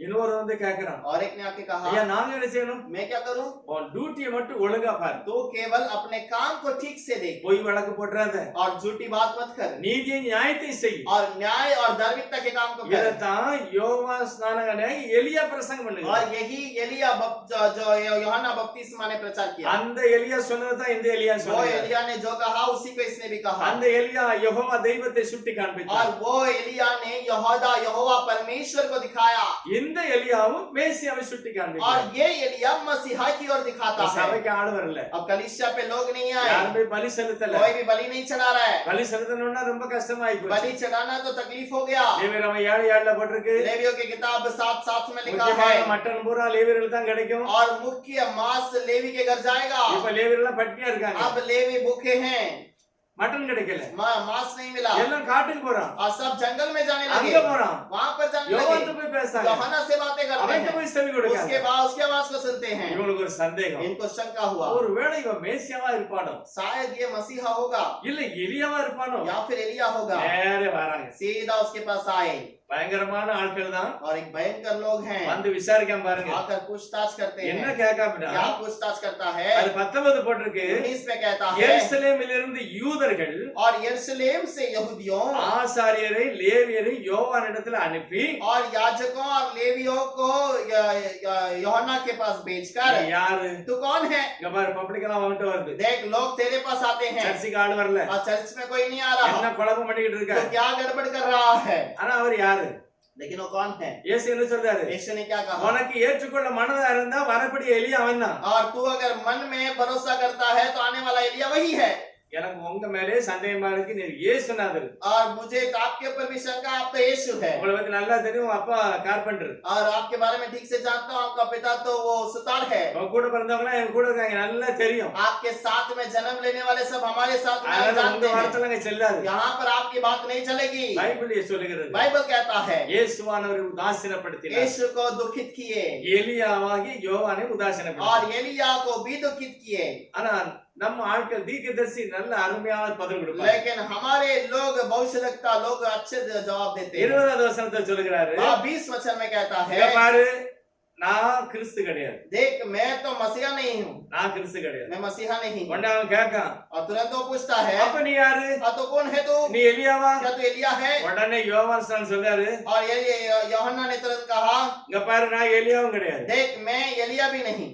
அப்ப இயேசு சொல்லுகிறாரு. अब यीशु कहता है, இந்த வார்த்தையை பற்றி நான் பிற யோசிப்போம், इस बात के बारे में बाद में देखेंगे, உங்களுக்கு எல்லாம் ஆன்சர் கிடைச்சிக்கணும். आपको ठीक से जवाब அவர் मिलेगा। ஏன் எலியா இல்லன்னு சொன்னாருங்கிறதும் தெரிஞ்சுக்கணும். अगर वो उसने क्यों अपने आप को एलिया नहीं कहा करके भी पता அவர் चलेगा। எலியா தான். वो एलिया है, ஆனா இவன் கேட்கான், लेकिन ये पूछता है, இயேசு நீ கிறிஸ்துவா? क्या तू मसीहा है? இல்ல. नहीं। நீ எலியாவா? क्या तू एलिया है? இல்ல. नहीं। ஏன்னா இவனுடைய மைண்ட்ல என்னமெல்லாமோ இருக்கு, क्योंकि इनके दिमाग में कुछ और बात है, அதனாலதான் அவன் சொல்லல. इसीलिए उसने नहीं कहा। அவன் சொல்லாம பாருங்க, उसने कहा, இங்க பாரு, நீ தீர்க்கதரிசியும் கிடையாது, देख तू भविष्यवक्ता भी नहीं है, நீ எலியாவும் கிடையாது, तो एलिया भी नहीं है, நீ ஏன் ஞானஸ்நானம் கொடுக்க? क्यों तू बपतिस्मा देता है? நீ யாரு? तू कौन है? நாங்க மேல இருந்து வந்திருக்கிறோம், और मैं वहाँ पर ऊपर से आए हैं, எங்களை ஐயா அனுப்பியிருக்கிறாரு. हमें ऊपर से वहाँ पर बड़े लोगों ने भेजा है। சரி, எப்படி போட்டுவோம்? விலாசம் என்ன? நீ என்ன கொஞ்சம் விவரமா சொல்லு, நீ ஆளு யாரு? तू बता तू कौन है, तेरा पता बता, तू कहाँ से आया है? இப்போ எலியாவாகிய யோவாஸ்தானுக்கு நல்ல தைரியம் வந்துச்சு. अब एलिया भविष्यवक्ता को वहाँ पर यूहन्ना को अच्छा धैर्य आ गया, நீ விவரம் கேட்கியா என்கிட்ட? तो क्या मेरे से पूछताछ என் करता है? விலாசம் உனக்கு வேணுமா? क्या मेरा पता चाहिए? விலாசம் எழுதிக்க. लिख ले। ஏசாயா 40வது அதிகாரத்துல என்னை பற்றி எழுதிருக்கு. यशायाह 40 अध्याय के अंदर मेरे बारे में लिखा है। 23 சொல்கிறாரு, 23 में कहता है, யோவான் 1:23. यूहन्ना का पहला 23, அவர் என்ன சொல்றாரு? விலாசம். वो क्या कहता है? அதற்கு அவன், उसके लिए கர்த்தருக்கு வழியை செவ்வை பண்ணுங்கள் என்று और यहोवा के लिए प्रभु के लिए मार्ग सिद्ध करा। ஏசாயா சொல்லி இருக்கிறார். और यशायाह ने कहा, வனாந்தரத்திலே கூப்பிடுகிறவருடைய சத்தம். जंगल में पुकारने वाले का शब्द। அங்க போய் பாரு, நம்ம விலாசருக்கு ஏசாயா தீர்க்கதரிசி புத்தகம். यशायाह का पुस्तक पे जाकर देख, वहां पर मेरा पता है। போயிட்டான். जाकर இப்ப என்ன செய்யணும்? போய் अब जाकर क्या करना है? ஏசாயா என்ன சொன்னாரு தேடி பார்க்கணும். यशायाह ने क्या कहा करके ढूंढना है। பாருங்க, ஏசாயா தீர்க்கதரிசி புத்தகம் यशायाह किताब 40வது அதிகாரம் 40वां अध्याय விவரமா யோவான் ஸ்நானகனை பற்றி சொல்லி இருக்கிறது. ठीक से यूहन्ना बपतिस्मा के बारे में कहा गया। 3வது வசனம் சொல்லுது, तीसरा वचन, கர்த்தருக்கு வழியை ஆயத்தப்படுத்துங்கள், और जंगल में यहोवा का मार्ग सुधारो, அவாந்தர வெளியிலே தேவனுக்கு பாதை செவ்வை और பண்ணுங்கள். हमारे परमेश्वर के लिए अराब में राजमार्ग तरफ से तैयार करो। 2-3 தேவனும் இல்ல, 2-3 கர்த்தரும் கிடையாது. 2-3 खुदा भी नहीं, 2-3 परमेश्वर भी नहीं। யோவான் ஸ்நானகன் எலியாவாக கர்த்தருக்கு முன்பாக வந்திருக்கிறார். और यूहन्ना बपतिस्मा यहोवा के सामने रास्ते के लिए तैयार करने के लिए खड़ा है, கர்த்தர் மனிதனாய் நிற்கிறார். और प्रभु यहोवा बनकर खड़ा है। அதனால அவர் சொல்கிறாரு, इसलिए वो कहता है, பள்ளமெல்லாம் உயர்த்தப்படும், और जो गड्ढे हैं वो सीधे किए जाएंगे, மலையெல்லாம் தாழ்த்தப்படும், और जो पहाड़ हैं वो सीधे किए जाएगा, போனாலும் சரியாகும், और जो टेढ़ा है वो सही होगा, கரடு முரடாலாம் எல்லாம் வெட்டி தள்ளிடும். और जो ऊपर नीचे है वो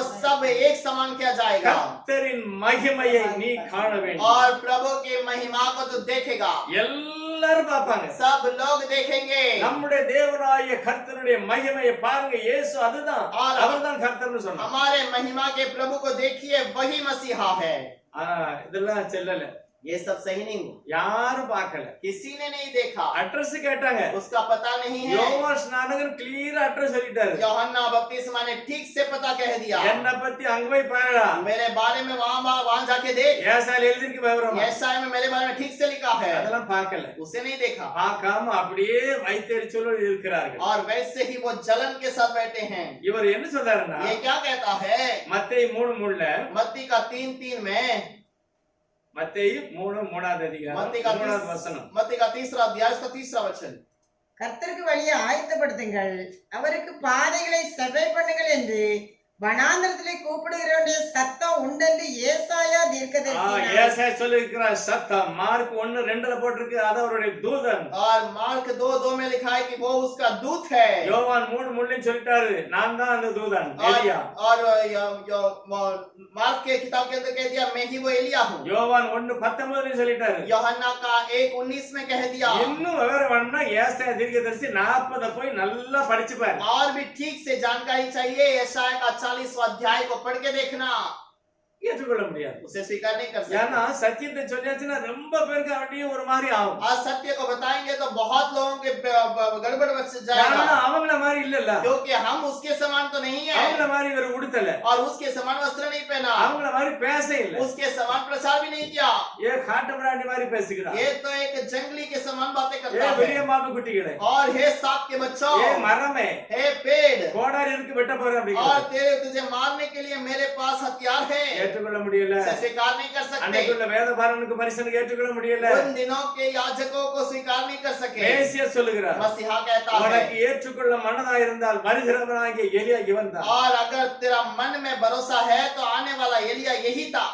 லூக்கா 1வது அதிகாரத்துல விவரமா இருக்கிறது. और लूक के पहले अध्याय में ठीक से लिखा है சகரியா உனக்கு பிறக்க போகிற பையனுக்குள்ள எலியாவின் ஆவி இருக்கும். और तेरे पेट के अंदर जो बच्चा उत्पन्न होगा उसका वो एलिया का आत्मा का होगा। அந்த எலியா வந்த பிறகுதான் वो एलिया आने के बाद புதிய ஏற்பாடு ஃபவுண்டேஷன் नए नियम का वहां पर नींव डाला गया, தீர்க்கதரிசியின் மூலமாக உருவாகிறது. भविष्यद्वक्ता के द्वारा बनाया गया। தீர்க்கதரிசி சொல்லுகிறாரு, भविष्यद्वक्ता कहता है சுவிசேஷ ஊழியத்தை நான் பிரதிஷ்டை பண்ண போகிறேன். और सुसमाचार की प्रचार को मैं उत्पन्न खोलने वाला हूँ அவருடைய பாதரட்சை அவுக்கு தகுதி और கிடையாது. उसका उसके कार्य को खोलने, उसके पैर के जूतों खोलने के लिए मैं योग्य नहीं மேசியா हूँ। அங்கிருந்து வருகிறார். मसीहा वहां से आता है। யோவான் சொல்கிறார், யோहन्ना कहता இதான் है சர்வலோகத்தின் பாவத்தை சுமந்து இருக்கிற தேவாட்டுக்குட்டி. और यही सारे पृथ्वी का उठाने वाला पाप का उठाने वाला मेमना है, இவர்தான் மேசியா. यही मसीहा है। பார்த்து எல்லாரும் सब ஆச்சரியப்பட்டாங்க. लोगों ने आश्चर्य से देखा, பாவிகள் புரிந்து கொண்டார்கள். पापियों ने देख लिया, ஆனா மற்ற யாருமே புரிந்து लेकिन கொள்ளவில்லை. और किसी ने नहीं समझा। யோவான் சுவிசேஷம் யோहन्ना का இந்த किताब சத்தத்தை கேட்ட உடனே की आवाज को सुनते ही ரெண்டு பேர் இயேசுநாதருக்கு பின்னால போறாங்க. दो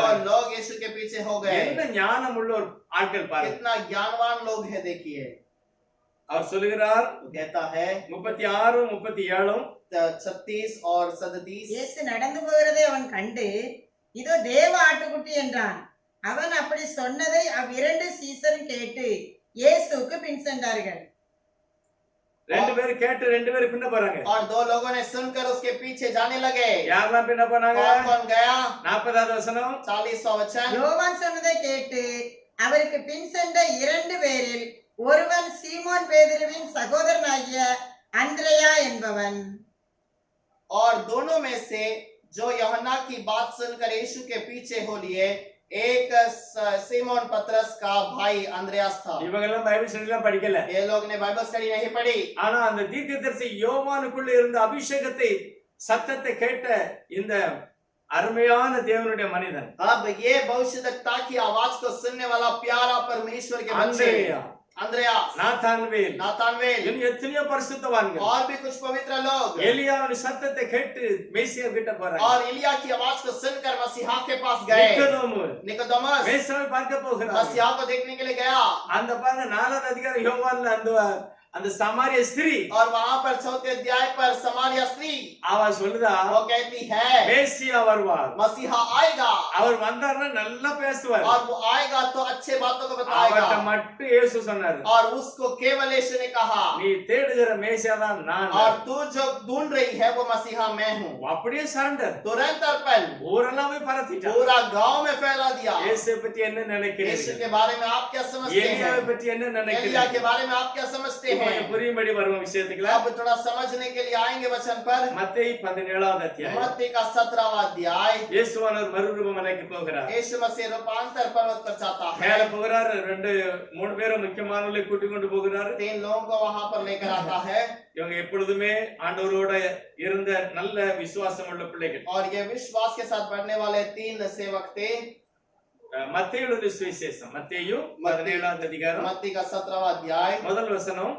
पहला वचन। 6 நாளைக்கு பின்பு இயேசு பேதுருவையும் யாக்கோபையும் அவனுடைய சகோதரனாகிய யோவானையும் கூட்டிக் கொண்டு தனித்து இருக்கும்படி உயர்ந்த மலையின் மேல் போய். இப்ப மேல மலைக்கு போயிட்டாரு. अब पहाड़ कर ऊपर पहुंच गए। இப்ப மேல போன உடனே अब ऊपर जाने के இவங்க बाद அடிக்கடி அங்க போய் ये வந்திருக்கிறதுனால लोग बार बार ऊपर जाते आते जाते இந்த रहते மூணு हैं। பேரும் அடிக்கடி போறாங்க. तीनों बार बार जाते हैं। இயேசுவும் போறாரு, यीशु भी जाता है, சீஷர்களும் அடிக்கடி போறாங்க. शिष्य भी बार बार जाते அதனால हैं சரி எப்பவும் வந்த இடம் தானே, और हमेशा आने वाली स्थान है। அதனால ஆண்டவர் கொஞ்சம் தள்ளி போய் பிரேயர் பண்ணிக்கிட்டு और இருக்கிறார். प्रभु वहां पर प्रार्थना के लिए वहां पर लेकर जाता है। இவங்க கொஞ்சம் தள்ளி இருந்துக்காங்க. ये थोड़े दूर पे प्रार्थना करते ஆனா हैं, திடீர்னு பாத்தீங்கன்னா लेकिन अचानक இயேசு கிறிஸ்து மறு ரூபம் ஆனார். यीशु मसीह रूपांतर हुआ ஒருவர் அவரை ஆக்கல, और किसी ने नहीं बनाया அவர் उसे। தேவன், वो खुदा है, அவர் மனிதனா वो வந்திருக்கிறார். मनुष्य के रूप में ஆனா आया இப்போ பிதாவாக தன்னை और வெளிப்படுத்துகிறார். वो अपने आप को पिता के रूप में प्रकट किया, பிதாவாக வெளிப்படுத்துகிறார். पिता के रूप में प्रकट किया, அவருடைய மகிமை வெளிப்பட்டது. उसकी महिमा प्रकट हुई। இப்போ ஒரு கரையில யோவான், ஒரு கரையில எலியா, और एक तरफ एलिया, ஒரு இடம் மோசஸ். दूसरी तरफ मूसा। இத பாக்குறாங்க. और ये दोनों को देखा, இந்த மூணு பேரும் பார்த்தாங்க. ये तीनों को देखा। பேதுருக்குள்ள இருந்த அபிஷேகம் பாருங்க, ஐயோ இது மோசஸ், இது எலியா. और मूसा पतरस के अभिषेक ने उसे पहचान लिया कि ये मूसा ये एलिया है। கர்த்தர் பார்த்து இயேசு அவரை பார்த்து பேசுறாங்க. यीशु को देखकर बातें करते ஐயா हैं, உங்களுக்கு ஒரு கூடாரம், आपको लिए एक तंबू, மூசாய்க்கு ஒரு கூடாரம், मूसा को एक तंबू எலியாவுக்கு ஒரு கூடாரம். और एलिया को एक நம்ம तंबू போட வேண்டும். हमें यहाँ पर बनाना है। கண்டிப்பா ஒரு அசத்த आज வேண்டும். जरूर यहाँ पर लोगों को एक बहुत बड़ा हिला डालना है ஒரே சந்தோஷம். और ये बहुत खुशी। நாளைக்கு காலையில போய் நம்ம எல்லா பக்கமும் சொல்லணும். और कल सुबह जाकर सबको बताना है, எலியா வந்துட்டாரு, एलिया आ गया, மூசா வந்துட்டாரு, मूसा आ गया, இவர்தான் மேசியா. यही मसीहा है। இப்பமாவது அறிவு இருக்கா, மனம் திரும்புங்க. अभी तो मन फिराओ, अगर दिमाग है அப்படி சொல்லணும்னு சொல்லி பேதுரு நினைக்கிறார். ऐसा बताना है करके पतरस सोचता है। அப்படி பார்க்கும்போதே எல்லாம் மேகம்லாம் அதெல்லாம் போய் ऐसे देखने के समय पर वहां पर पूरा बादल निकल गए। ஏசா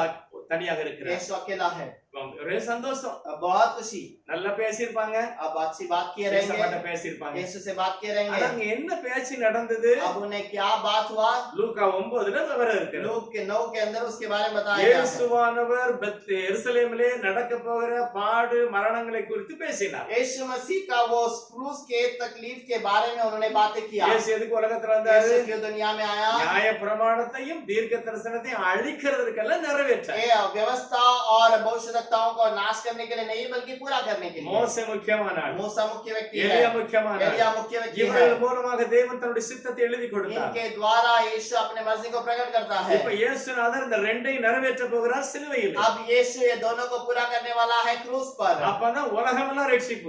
तब दुनिया भर में उद्धार, இல்லன்னா மற்றவங்களுக்கு ரட்சிப்பு नहीं கிடையாது. तो किसी को उद्धार नहीं मिलेगा। இவர்களை குறித்து பேசினாங்களா, என்ன பேசுறாங்கன்னு பைபிள்ல इनके बारे எழுதல. में प्रचार किया, क्या प्रचार किया पता नहीं। ஆனா சிலுவையின் பாடுபட நடத்தை குறித்து अब பேசியிருப்பார். क्रूस के तकलीफ के बारे में कहा தீர்க்க गया, தரிசனத்தை இயேசு நிறைவேற்ற போகிறார். भविष्यवाणी को प्रभु को पूरा करने वाला है நியாய பிரமாணத்தை இயேசு நிறைவேற்ற और போகிறார். व्यवस्था को प्रभु पूरा करने वाला है। இதுதான் நடந்த போது. यही हुआ तभी। இப்ப மறுநாள் காலையில எல்லாரும் இறங்குறாங்க. आखिर दूसरे दिन में सब लोग ऊपर से उतरे, 4 பேர் இறங்குறாங்க. तीनों चारों उतरे। பேதுருக்கு ஒரே சந்தோஷம். पतरस को खुशी கீழே போய் கலைக்கிற வேண்டியது. और जाकर सबको बताना है। ஏன் தெரியுமா? क्यों? எல்லா சபையிலையும் சொல்லுதாங்க. सब कलीसिया में कहते हैं। இங்க பாரு, காட்டுல ஒருத்தர் இருக்காரு, யோவான். जंगल में एक है यूहन्ना, ஏமாந்துறாதங்க. उसे फंस न जाना। மரியா மகன் ஒன்று லாத்திக்கிட்டு இருக்கிறாரு. मरिया का बेटा यहाँ पर घूम रहा है இவங்க மேசியாவும் கிடையாது, இவங்க எலியாவும் கிடையாது. और ये मेसिया भी नहीं है, ये एलिया भी नहीं है। இவங்கதான் வரப்போறாங்க ரெண்டு பேரும். अभी वो आएंगे, எலியா வரப்போறாரு. एलिया आएगा। இப்படிதான் பேச்சு நடக்கிறது. ऐसे वहां पर बातें चलती எல்லா है, சபையிலையும் பரிசாம் பண்ணுறாங்க. सब कलीसिया में बातें चलती है। அங்க எலியா நிக்கிறார், वहां पर एलिया खड़ा है, மேசியா நிக்கிறாரு. मसीहा खड़ा है। சபையில என்ன பிரசங்கம் நடக்கு? कलीसिया में क्या प्रचार हो रहा எலியா है? வரப்போகிறார். एलिया आएगा। அதனால பேதுரு சொல்றாரு, इसीलिए पतरस कहता है, கீழே போய் அசத்த வேண்டும். अब जाकर बताना है। வந்துட்டாங்க எலியா. एलिया आ गया, நான் பார்த்தேன். मैंने देखा। வேதபாரன் பரிசேரு, याजकों और फरीसियों, எலியா வந்தாச்சியா? ये एलिया आ चुका। வரணும் வரணும்னு சொல்றல, क्या मरण आएगा?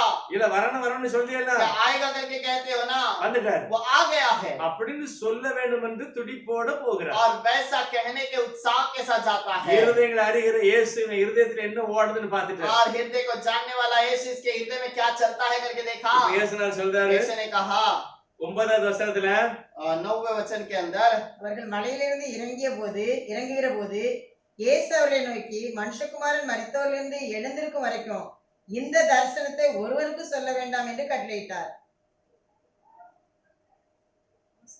जब वे पहाड़ से उतर रहे थे तब यीशु ने उन्हें यह आज्ञा दी, जब तक मनुष्य का पुत्र मरे हुए में से जी न उठे तब तक जो कुछ तुमने देखा है किसी से न कहना। இயேசுநாதர் என்ன சொல்றாரு? यीशु ने क्या कहा? கீழே போய் யார்கிட்டயும் சொல்லக்கூடாது. नीचे जाकर किसी को न कहना। நான் எலியாவை பார்த்தேன், मैं एलिया को देखा, நான் மோசேயை பார்த்தேன், मूसा को देखा। நீங்க என்னது பாத்துக்கிட்டு तुम இருக்கீங்க? क्या देख रहे நான் हो? சொல்றதை நம்புங்க. हम जो कहते हैं भरोसा எலியா करो। வந்தாச்சு, एलिशा आ गया, மேசியாவும் வந்தாச்சு, मसीहा भी आ गया। நீங்க இயேசுநாதர் சொல்றதை கேளுங்க. यीशु जो कहता है उसे सुनो, அப்படின்னு சொல்லக்கூடாது. ऐसा नहीं कहना। சத்தம் கட்டாம இருக்கும். अपने आवाज को बंद करके बैठो।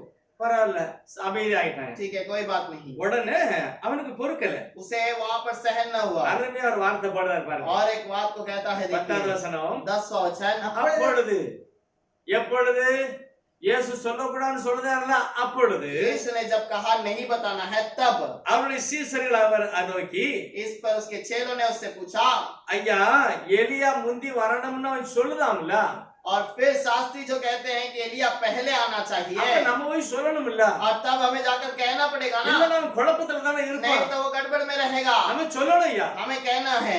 ஆண்டவர் சொல்கிறார் यीशु ने कहा ஞானம் இருந்தால் கவனிங்க और ज्ञान रहेगा तो सुनो। இயேசு சொல்கிறார் और यीशु कहता இயேசு है, அவருக்கு பிரதித்திரமாக यीशु ने कहा எலியா வந்து एलिया आकर, எலியா முந்தி வந்து और एलिया पहले आकर எல்லாவற்றையும் சீர்படுத்துவது மெய்தான்.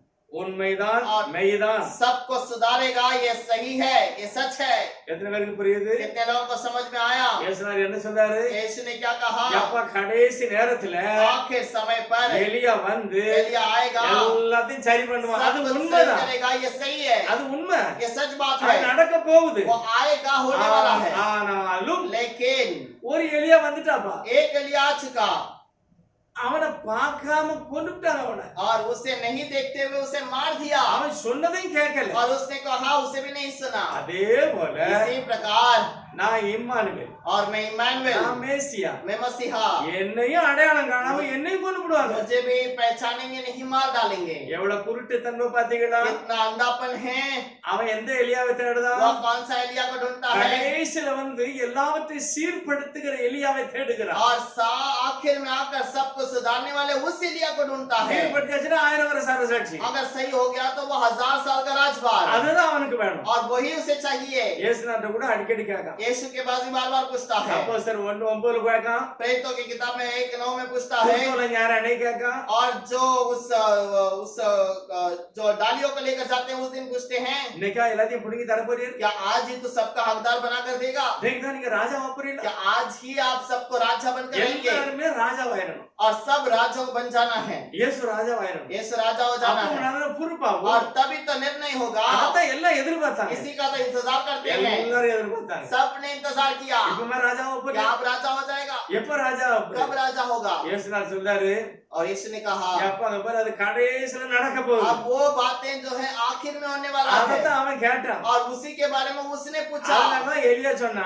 इसलिए एलिया ने कहा, யோவான் ஸ்நானன் சொல்றான் यूहन्ना बपतिस्मा कहता இங்க है, பாரு நீ தேடுறது ஆளு நான் கிடையாது इसलिए तू जो ढूंढता है वो एलिया में नहीं நீ है, தேடுறது எலியா நான் கிடையாது तू जो ढूंढता है वो एलिया में नहीं हूँ। இயேசு சொல்லுகிறார் यीशु कहता है, ஏற்றுக்கொள்ள மனதா இருந்தால் இவன் தான் வரக்கூடிய स्वीकार करने के लिए तैयार है तो यही आने वाला एलिया है। புரியுதா क्या आपको समझ में आती है? யோவான் ஸ்நானன் யாரு यूहन्ना बपतिस्मा कौन है? எலியா एलिया है। ஆனா இன்னொரு எலியா வரணும் கடைசில लेकिन आखिर में और एक एलिया आना அது चाहिए, வந்த பிறகு தேச அமைதி और उसके बाद वो आने के बाद देश में शांति யூதர்களுக்கு होगी, ரட்சிப்பு यहूदियों का उद्धार, அதத்தான் அவன் எதிர்பார்க்க और उस एलिया का वो इंतजार ஆனா करता இதுக்கு है। இடையில என்னால நடக்கணும் அதெல்லாம் தேவையில்லை लेकिन इसके बीच में जो होता है वो उसको जरूरत नहीं पड़ी। நீங்க பைபிள்ல பாத்தீங்கன்னா आप बाइबल पे देखेंगे 9வது அதிகாரத்துல नौ ஏசாயா 9ல यशायाह 9 के अंदर இயேசுநாதருடைய பிரசங்கம் यीशु मसीह का प्रचार, அதுக்கு பிறகு ஒரு பிறக்கதை பற்றி எழுதியிருக்கு उसके बाद उसके जन्म के बारे में लिखा ஆனா है। எப்படி எழுதியிருக்கணும் लेकिन कैसे लिखना चाहिए? முதலாவது பிறக்கணும் ரெண்டாவது பிரசங்கம் பண்ணணும் पहला जन्म लेना है, फिर उसका संदेश।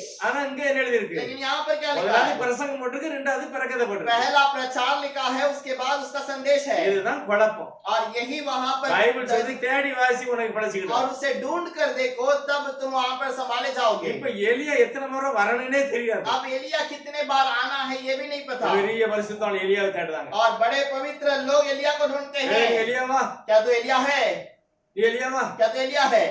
நான் எலியா இல்ல नहीं, मैं एलिया नहीं। பத்தியா நீ எலியா இல்ல नहीं कहे एलिया नहीं, நீ எலியாவும் கிடையாது இயேசுநாதர் மேசியாவும் கிடையாது और तू एलिया भी नहीं, यीशु मसीह वो मसीहा भी नहीं। குருடாக்கி வச்சிருக்கிறார் अंधा करके रखा है, புரியவே இல்ல समझ नहीं आया। 17வது அதிகாரத்தை வாசிக்கலாம் 17 वचन को फिर से நல்லா पढ़ेंगे, கவனிங்க उस वटी वचन को இயேசு पढ़ेंगे। அவர்களுக்கு பிரதியுத்தரமாக यीशु ने उन्हें जवाब दिया, எலியா முந்தி வந்து எல்லாவற்றையும் சீர்படுது சத்தியம் உண்மை एलिया अवश्य आएगा और ये सब कुछ सुधारेगा, ये सत्य இது है, ஒரு சாப்டர் और ये एक बात है, அது அப்படியே இருக்கட்டும் वो उसे वैसे रखो। ஆனாலும் लेकिन எலியா வந்தாரு அவர்தான் யோவான் ஸ்நானகர் और एलिया आया था, वो यूहन्ना बपतिस्मा, அவன் அறியாமலே ஜெயில கொண்டு போய் பிடிச்சு வச்சுட்டாங்க और उससे अनजान में जेल में पकड़ के रख दिया। இவ்விதமாகவே और इसी प्रकार, இப்படியே इसी रीति से மனுஷகுமாரனையும் அவர்கள் இப்படி பாடுபட வைத்தார். मनुष्य का पुत्र को भी उनके हाथ से दुख उठाएगा। 13வது வசனம் 13 वचन, அவர் யோவான் ஸ்நானகனை குறித்து தங்களுக்கு சொன்னார் என்று சீசர்கள் அறிந்து கொண்டார் चेलों ने समझा कि उसने हमें यूहन्ना बपतिस्मा देने वाले के बारे में कहा है। புரியுதா क्या समझ आई? யோவான் ஸ்நானகன் யாரு? यूहन्ना बपतिस्मा कौन है? அவர் எலியா. वो एलिया है। அப்ப இயேசு யாரு? अब यीशु कौन है? இம்மானுவேல். इम्मानुएल। இம்மானுவேல் யாரு? इम्मानुएल कौन है? தெய்வம் என்னோடு இருக்கிறார். प्रभु मेरे साथ है। ஜீரணமாமா? क्या उसे सहन आप जाओ उसको आपको वो समझ आती है? ஏற்றுக்கொள்ள முடியுமா? स्वीकार कर सकते हैं? இயேசுவை பிதாவாக ஏற்றுக்கொள்ள முடியுமா? यीशु को खुद पिता करके स्वीकार कर सकते இயேசுவை हैं? சிருஷ்டிகராக ஏற்றுக்கொள்ள முடியுமா? यीशु की रचना करने वाला करके स्वीकार कर सकते हैं? இல்ல नहीं, இல்ல அப்படின்னா नहीं तो। பாவம் அன்னைக்கு இருந்த மாதிரி தான். और उस दिन जैसा था वैसे ही ஐசே அப்படியே தான் இருப்பாங்க. उसी प्रकार रह जाएंगे। மத்தேயு சுவிசேஷம் मत्ती का किताब 21வது அதிகாரம் 21वां अध्याय 23வது வசனத்தை வாசிக்கலாம். 23वां वचन को पढ़ेंगे। அவர் தேவாலயத்தில் வந்து உபதேசம் பண்ணுகையில் பிரதான ஆசாரியரும் ஜனத்தின் மூப்பரும் அவரிடத்தில் வந்து, நீர் எந்த அதிகாரத்தினால் இவைகளை செய்கிறீர்? இந்த அதிகாரத்தை உமக்கு கொடுத்தவர் யார் என்று கேட்டார்கள். वह मंदिर में जाकर उपदेश कर रहा था, तो प्रधान याजकों और लोगों के पुरनियों ने उसके पास आकर पूछा, तू ये काम किस अधिकार से करता है? இயேசு ஒரு அற்புதம் செய்கிறாரு. और यीशु अद्भुत करता है। லாசர் எழுப்பிட்டாரு. लाजर को जिलाया, யவீர் பிள்ளை எழுப்பிட்டாரு. यवीर के बच्चे को जिलाया, குஷ்டரோகியை தொட்டால் சுகமாயிட்டு. और कोड़ी को छुआ, चंगा हो गया, கடல் மேல நடக்கிறாரு. और वहां पर समुद्र के ऊपर चलता है। யோபு சொல்றாரு சிருஷ்டிகர் மட்டும் தான் நடக்க முடியும்ங்கறாரு. और सृष्टि करने वाला ही वो चल सकता है करके अय्यूब कहता है। யோபு பேர்ல அப்படிதான் எழுதி இருக்கு. अय्यूब के किताब में यही लिखा है, சிருஷ்டிகர் மட்டும் தான் கடல் மேல நடப்பாரு. और रचना करने वाला ही वो समुद्र के ऊपर चल सकता ஆனா है, இவர் நடக்காரு. लेकिन ये चल रहा है। பேர்ல வேற வித்தியாசம். अब उसके नाम पे भी அதனால இயேசு நல்ல கவனிங்க. இயேசுட்ட கேட்காங்க, इसलिए यीशु से पूछते हैं, ஐயா அங்க பாருங்க, எந்த அதிகாரத்தினால இந்த வேலை நடக்கும்? अब ये किस अधिकार से काम करता है? இயேசப்ப அருமையான ஒரு क्वेश्चन கேக்குறாரு. यीशु को ठीक से एक बात को कहता है। 24 இயேசு பிரதியுத்தரமாக 24 के अंदर यीशु ने कहा, நல்ல ஆசை, உங்க ஆசை ரொம்ப சூப்பர். तुम्हारी इच्छा बहुत अच्छी है, நான் என்ன அதிகாரத்துல செய்தேன்னு கண்டிப்பா சொல்லுவேன். और जो अधिकार से पूछा है करके मैं जरूर कहूंगा, கண்டிப்பா சொல்லுவேன். जरूर ஆனா पूछेगा। நான் ஒண்ணு கேட்பேன், लेकिन मैं एक நீ सवाल पूछूंगा। சொன்னா கண்டிப்பா சொல்லுவேன். तुम अगर जवाब दोगे तो मैं भी जवाब दूंगा। இயேசு அவனுக்கு பிரதியுத்தரமாக, यीशु ने उनको उत्तर दिया, நான் உங்களிடத்தில் ஒரு காரியத்தை मैं கேட்கிறேன். तुमसे एक बात पूछता हूँ, அதை நீங்க சொன்னீங்கன்னா यदि तुम बताओगे கண்டிப்பா நான் என்ன அதிகாரத்துல இந்த வேலையை பண்ணுதுன்னு சொல்லுவேன். मैं कौन से अधिकार से कार्य करता हूँ करके मैं बताऊंगा। யோவான் கொடுத்த ஸ்நானம் यूहन्ना का बपतिस्मा தேவனால் உண்டாயிட்டா இல்ல மனுஷனால क्या உண்டாயிட்டா? स्वर्ग से उतरा या मनुष्य की ओर से है? சொல்லு बताओ, சொல்லு. बताओ।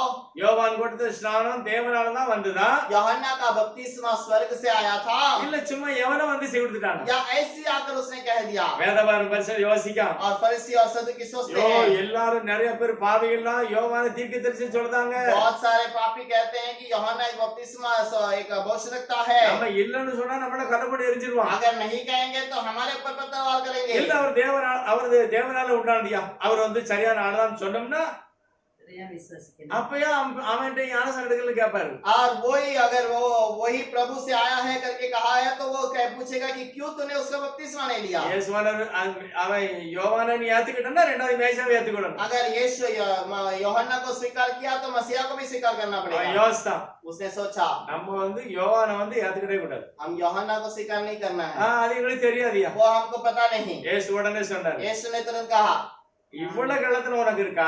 क्या इतनी चालाकी है? இந்த கள்ளனுக்கு நான் என்ன பத்தி ஏன் வெளிப்படுத்தணும்? और इस चालाकी को मैं अपने आप के बारे में क्यों प्रकट करूं? நானும் எந்த அதிகாரத்தில் செய்கிறேன்னு சொல்லவே மாட்டேன். और मैं भी किस अधिकार से करता हूं ये तुम्हें नहीं बताऊंगा। கண்டிப்பா சொல்ல மாட்டேன். जरूर नहीं बताऊंगा करके कह கண்டிப்பா दिया। சொல்ல மாட்டேன். जरूर नहीं ஒரு बताएगा। வசனத்துக்கு நீ கீழ்ப்படியல, அடுத்த வசனம் உனக்கு எதுக்கு? अगर एक वचन का तो आज्ञा नहीं मानता है तो दूसरा वचन तेरे लिए क्या लाभ है? சொல்ல முடியாது, கேட்கல. और उसने सुना नहीं। இதுதான் இன்னைக்குள்ள தடுமாட்டம். और यही आज की गड़बड़ है।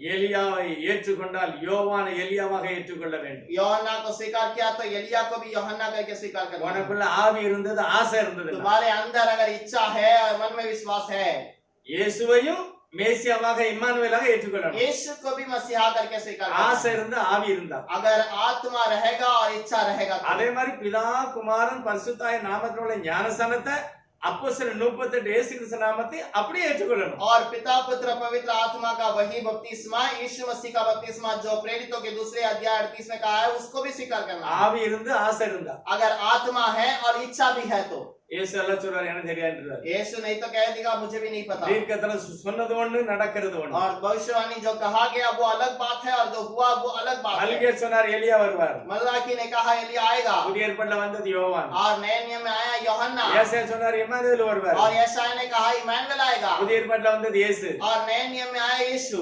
இயேசு மத்தேயுல சொன்னாரு பிதாவுக்கும் பரிசுத்தாவி. और यीशु ने कहा कि पिता पुत्र पवित्र आत्मा। இங்க நிறைவேறினது இயேசு கிறிஸ்து நாமம். यहाँ पर जो पूरा हुआ यीशु का नाम। இவ்வளவு விவரம் இருந்தும் इतना सब कुछ ज्ञान रहने के இன்னும் बाद முரட்டாட்டம் பிடித்தா और भी अगर अपने घमंड पे रहोगे எப்படி ரட்சிக்கப்படுவீங்க? कैसे उद्धार पाओगे? அதனால தான் ஆண்டவர் சொன்னார் इसलिए यीशु ने कहा நீதிமானே ரட்சிக்கப்படுவது எளிதானா और धर्मी उद्धार पाना कठिन है। பாவியும் பக்தி இல்லாதவன் எங்கே நிற்பான்? पापी और भक्ति नहीं भक्तिहीन लोग कहाँ रहेंगे? எங்க போய் நிற்பாங்க? कहाँ खड़े रहेंगे? ஆகவே தேவனுடைய வார்த்தையை நாம் தெளிவாய் புரிந்து इसलिए கொள்ள प्रभु के वचन को ध्यान से सुनना இன்னும் சில है। வசனங்களை வேகமாய் பார்க்க போகிறோம். और कुछ वचनों को थोड़ा जल्द से 2 देखेंगे। பீட்டர் दूसरा पत्रस 2 பேதுரு புத்தகம் दूसरा पत्रस 1வது அதிகாரம் पहला अध्याय 20 21 20 और 21।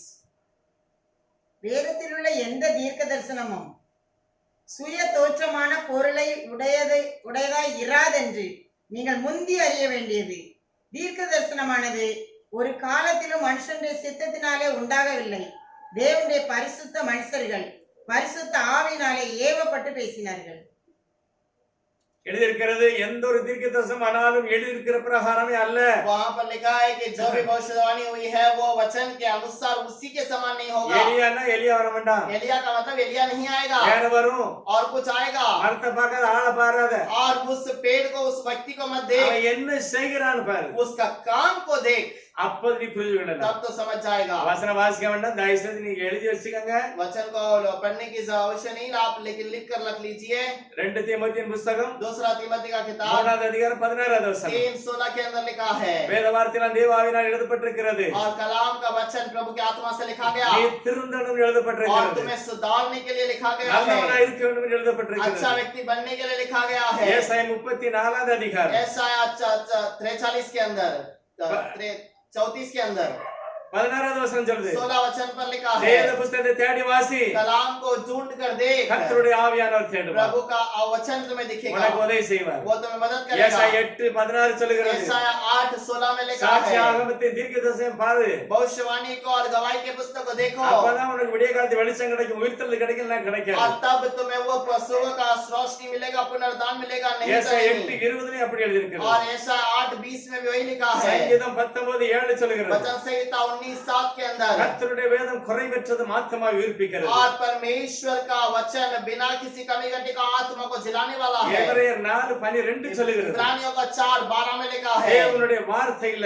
வல்லமை இருக்கிறது, ஜீவன் இருக்கிறது, கணுக்கணுவாய் உன்னை பிரித்து प्रभु காண்பிக்கும். के आत्मा में सामर्थ्य है, जीवन है, वो तुम्हें अलग अलग कर सकता है। எரேமியா 23:28-29 சொல்லுகிறது. यिर्मयाह का 23, 28 और 29 पे लिखा அது है தேவனுடைய வார்த்தை வல்லமையான ஒரு சமட்டிக்கு அடையாளம். और वो परमेश्वर का वचन एक हथौड़े के समान है। எரேமியா 8:8 சொல்லுகிறது. यिर्मयाह का 8:8 पे लिखा है வேதவனுடைய கள்ள எழுத்தாணி என்னெல்லாமோ எழுதி கொண்டிருக்கிறது, அதை நம்பாத, வேதத்தை நம்பு. और कलाम को जांचने वाले कुछ अलग अलग बातों को लिखते हैं, उसे मत देखना, कलाम के ऊपर केवल नजर रखना। ஏசாயா 55:11 சொல்லுகிறது. यशायाह 55:11 में लिखा है இந்த வேத வாக்கியம் வெறுமையாய் திரும்பாது, கர்த்தர் சொன்னதையே நிறைவேற்றும். और ये वचन खाली नहीं लौटता, उसके वचन को पूरा करके लौटता அப்போஸ்தலர் है। 17:11 சொல்லுகிறது. और प्रेरितों का 17:11 में लिखा வேத है வாக்கியங்களை ஆராய்ந்து பார்த்ததினால் और वचन को तुमने जांच कर देखा है, इसलिए நற்குணசாலிகளாய் மாறினார்கள். अच्छे गुणवान बनोगे।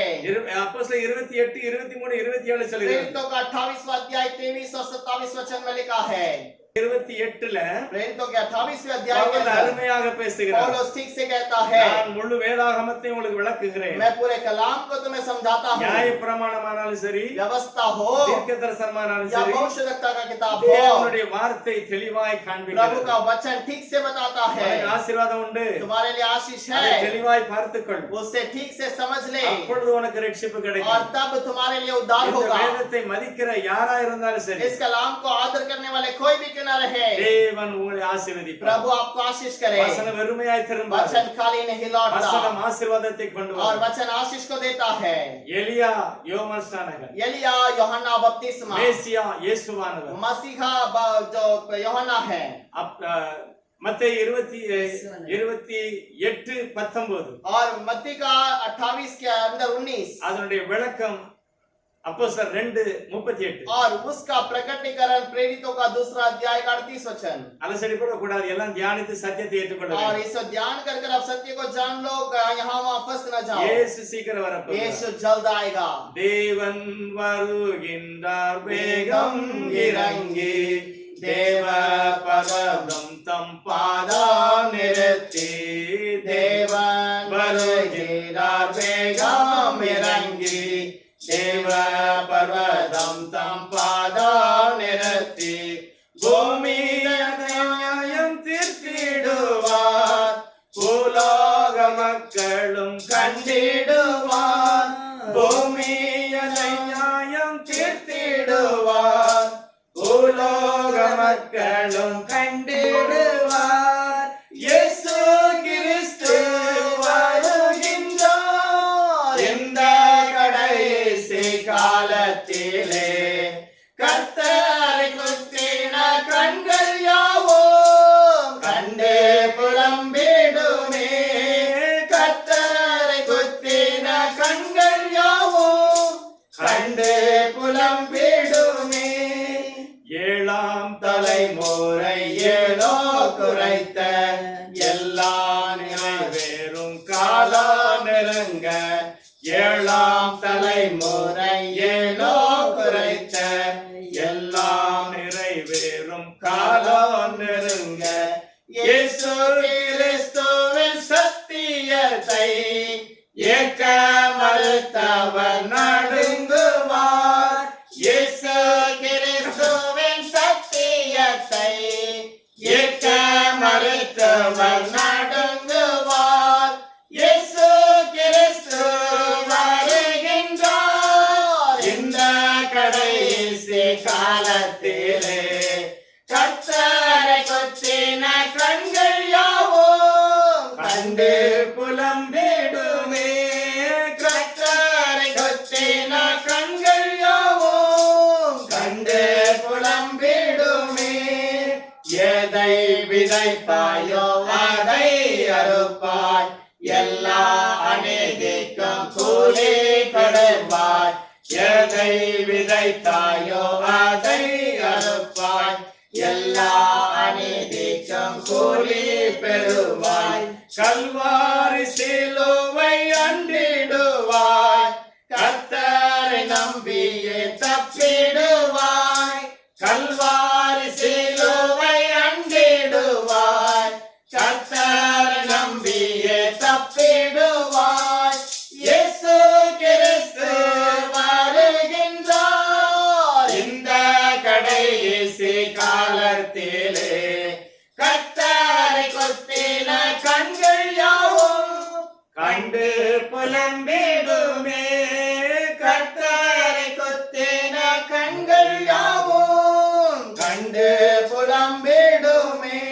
கர்த்தர் சீக்கிரம் வருவார். प्रभु जल्द आएगा। இந்த வேத வார்த்தை ஒரு நாளும் அழியாது. ये वचन कभी नहीं बदलता। வாசிக்கிறவன் பாக்கியவான், इसको पढ़ने वाला धन्य அதை है, கைக்கொள்ளுகிறவன் इसका பாக்கியவான். पालन करने वाला धन्य கர்த்தர் है। ஆசீர்வதிப்பார். प्रभु आशीष இரக்கமுள்ள करेगा। கர்த்தாவே ஸ்தோத்திரம். अनुग्रह से भरे हुए प्रभु வேதத்தை धन्यवाद। ஆராய்கிற ஒவ்வொருவருக்கும் ஆவியானவர் வெளிப்படுத்துகிறார். आपके वचन को ध्यान करने वाले हर एक को आत्मिक प्रभु இயேசுவை प्रकट करे। மேசியாவாக, यीशु को मसीहा பரிசுத்த जानकर ஆவியானவர் சொன்ன சத்தியத்தை அப்படியே ஏற்றுக்கொள்ள, पवित्र आत्मा के सत्य को वैसे ही स्वीकारें। உம்முடைய வசனம் வெறுமையாய் திரும்பாமல் ஆசீர்வாதத்தை கொண்டு வர, आपका वचन खाली नहीं लौटता, प्रभु से वैसे ही उसे लेकर கேட்கிற आए। ஒவ்வொருவரையும் ரட்சித்து सुनने ஆசீர்வதியும். वाले हर एक को आशीष कीजिए இழந்து போகாத ஆசீர்வாதத்தை கொடுத்து பலப்படுத்தும். और बिना किसी कमी घटी के आशीष को देने के நாங்கள் लिए நன்றி சொல்கிறோம் हम பிதா. धन्यवाद करते ஜெபங்களை हैं கேட்டதுக்கு पिता। நன்றி சொல்கிறோம். प्रार्थना को सुनने के लिए அநேகருடைய धन्यवाद। இருதயங்கள் திறக்கப்படும். हर एक का हृदय को ला जाए। இயேசு கிறிஸ்துவின் நாமத்தில் பிதாவே. यीशु के नाम से मांगते हैं पिता। ஆமென்.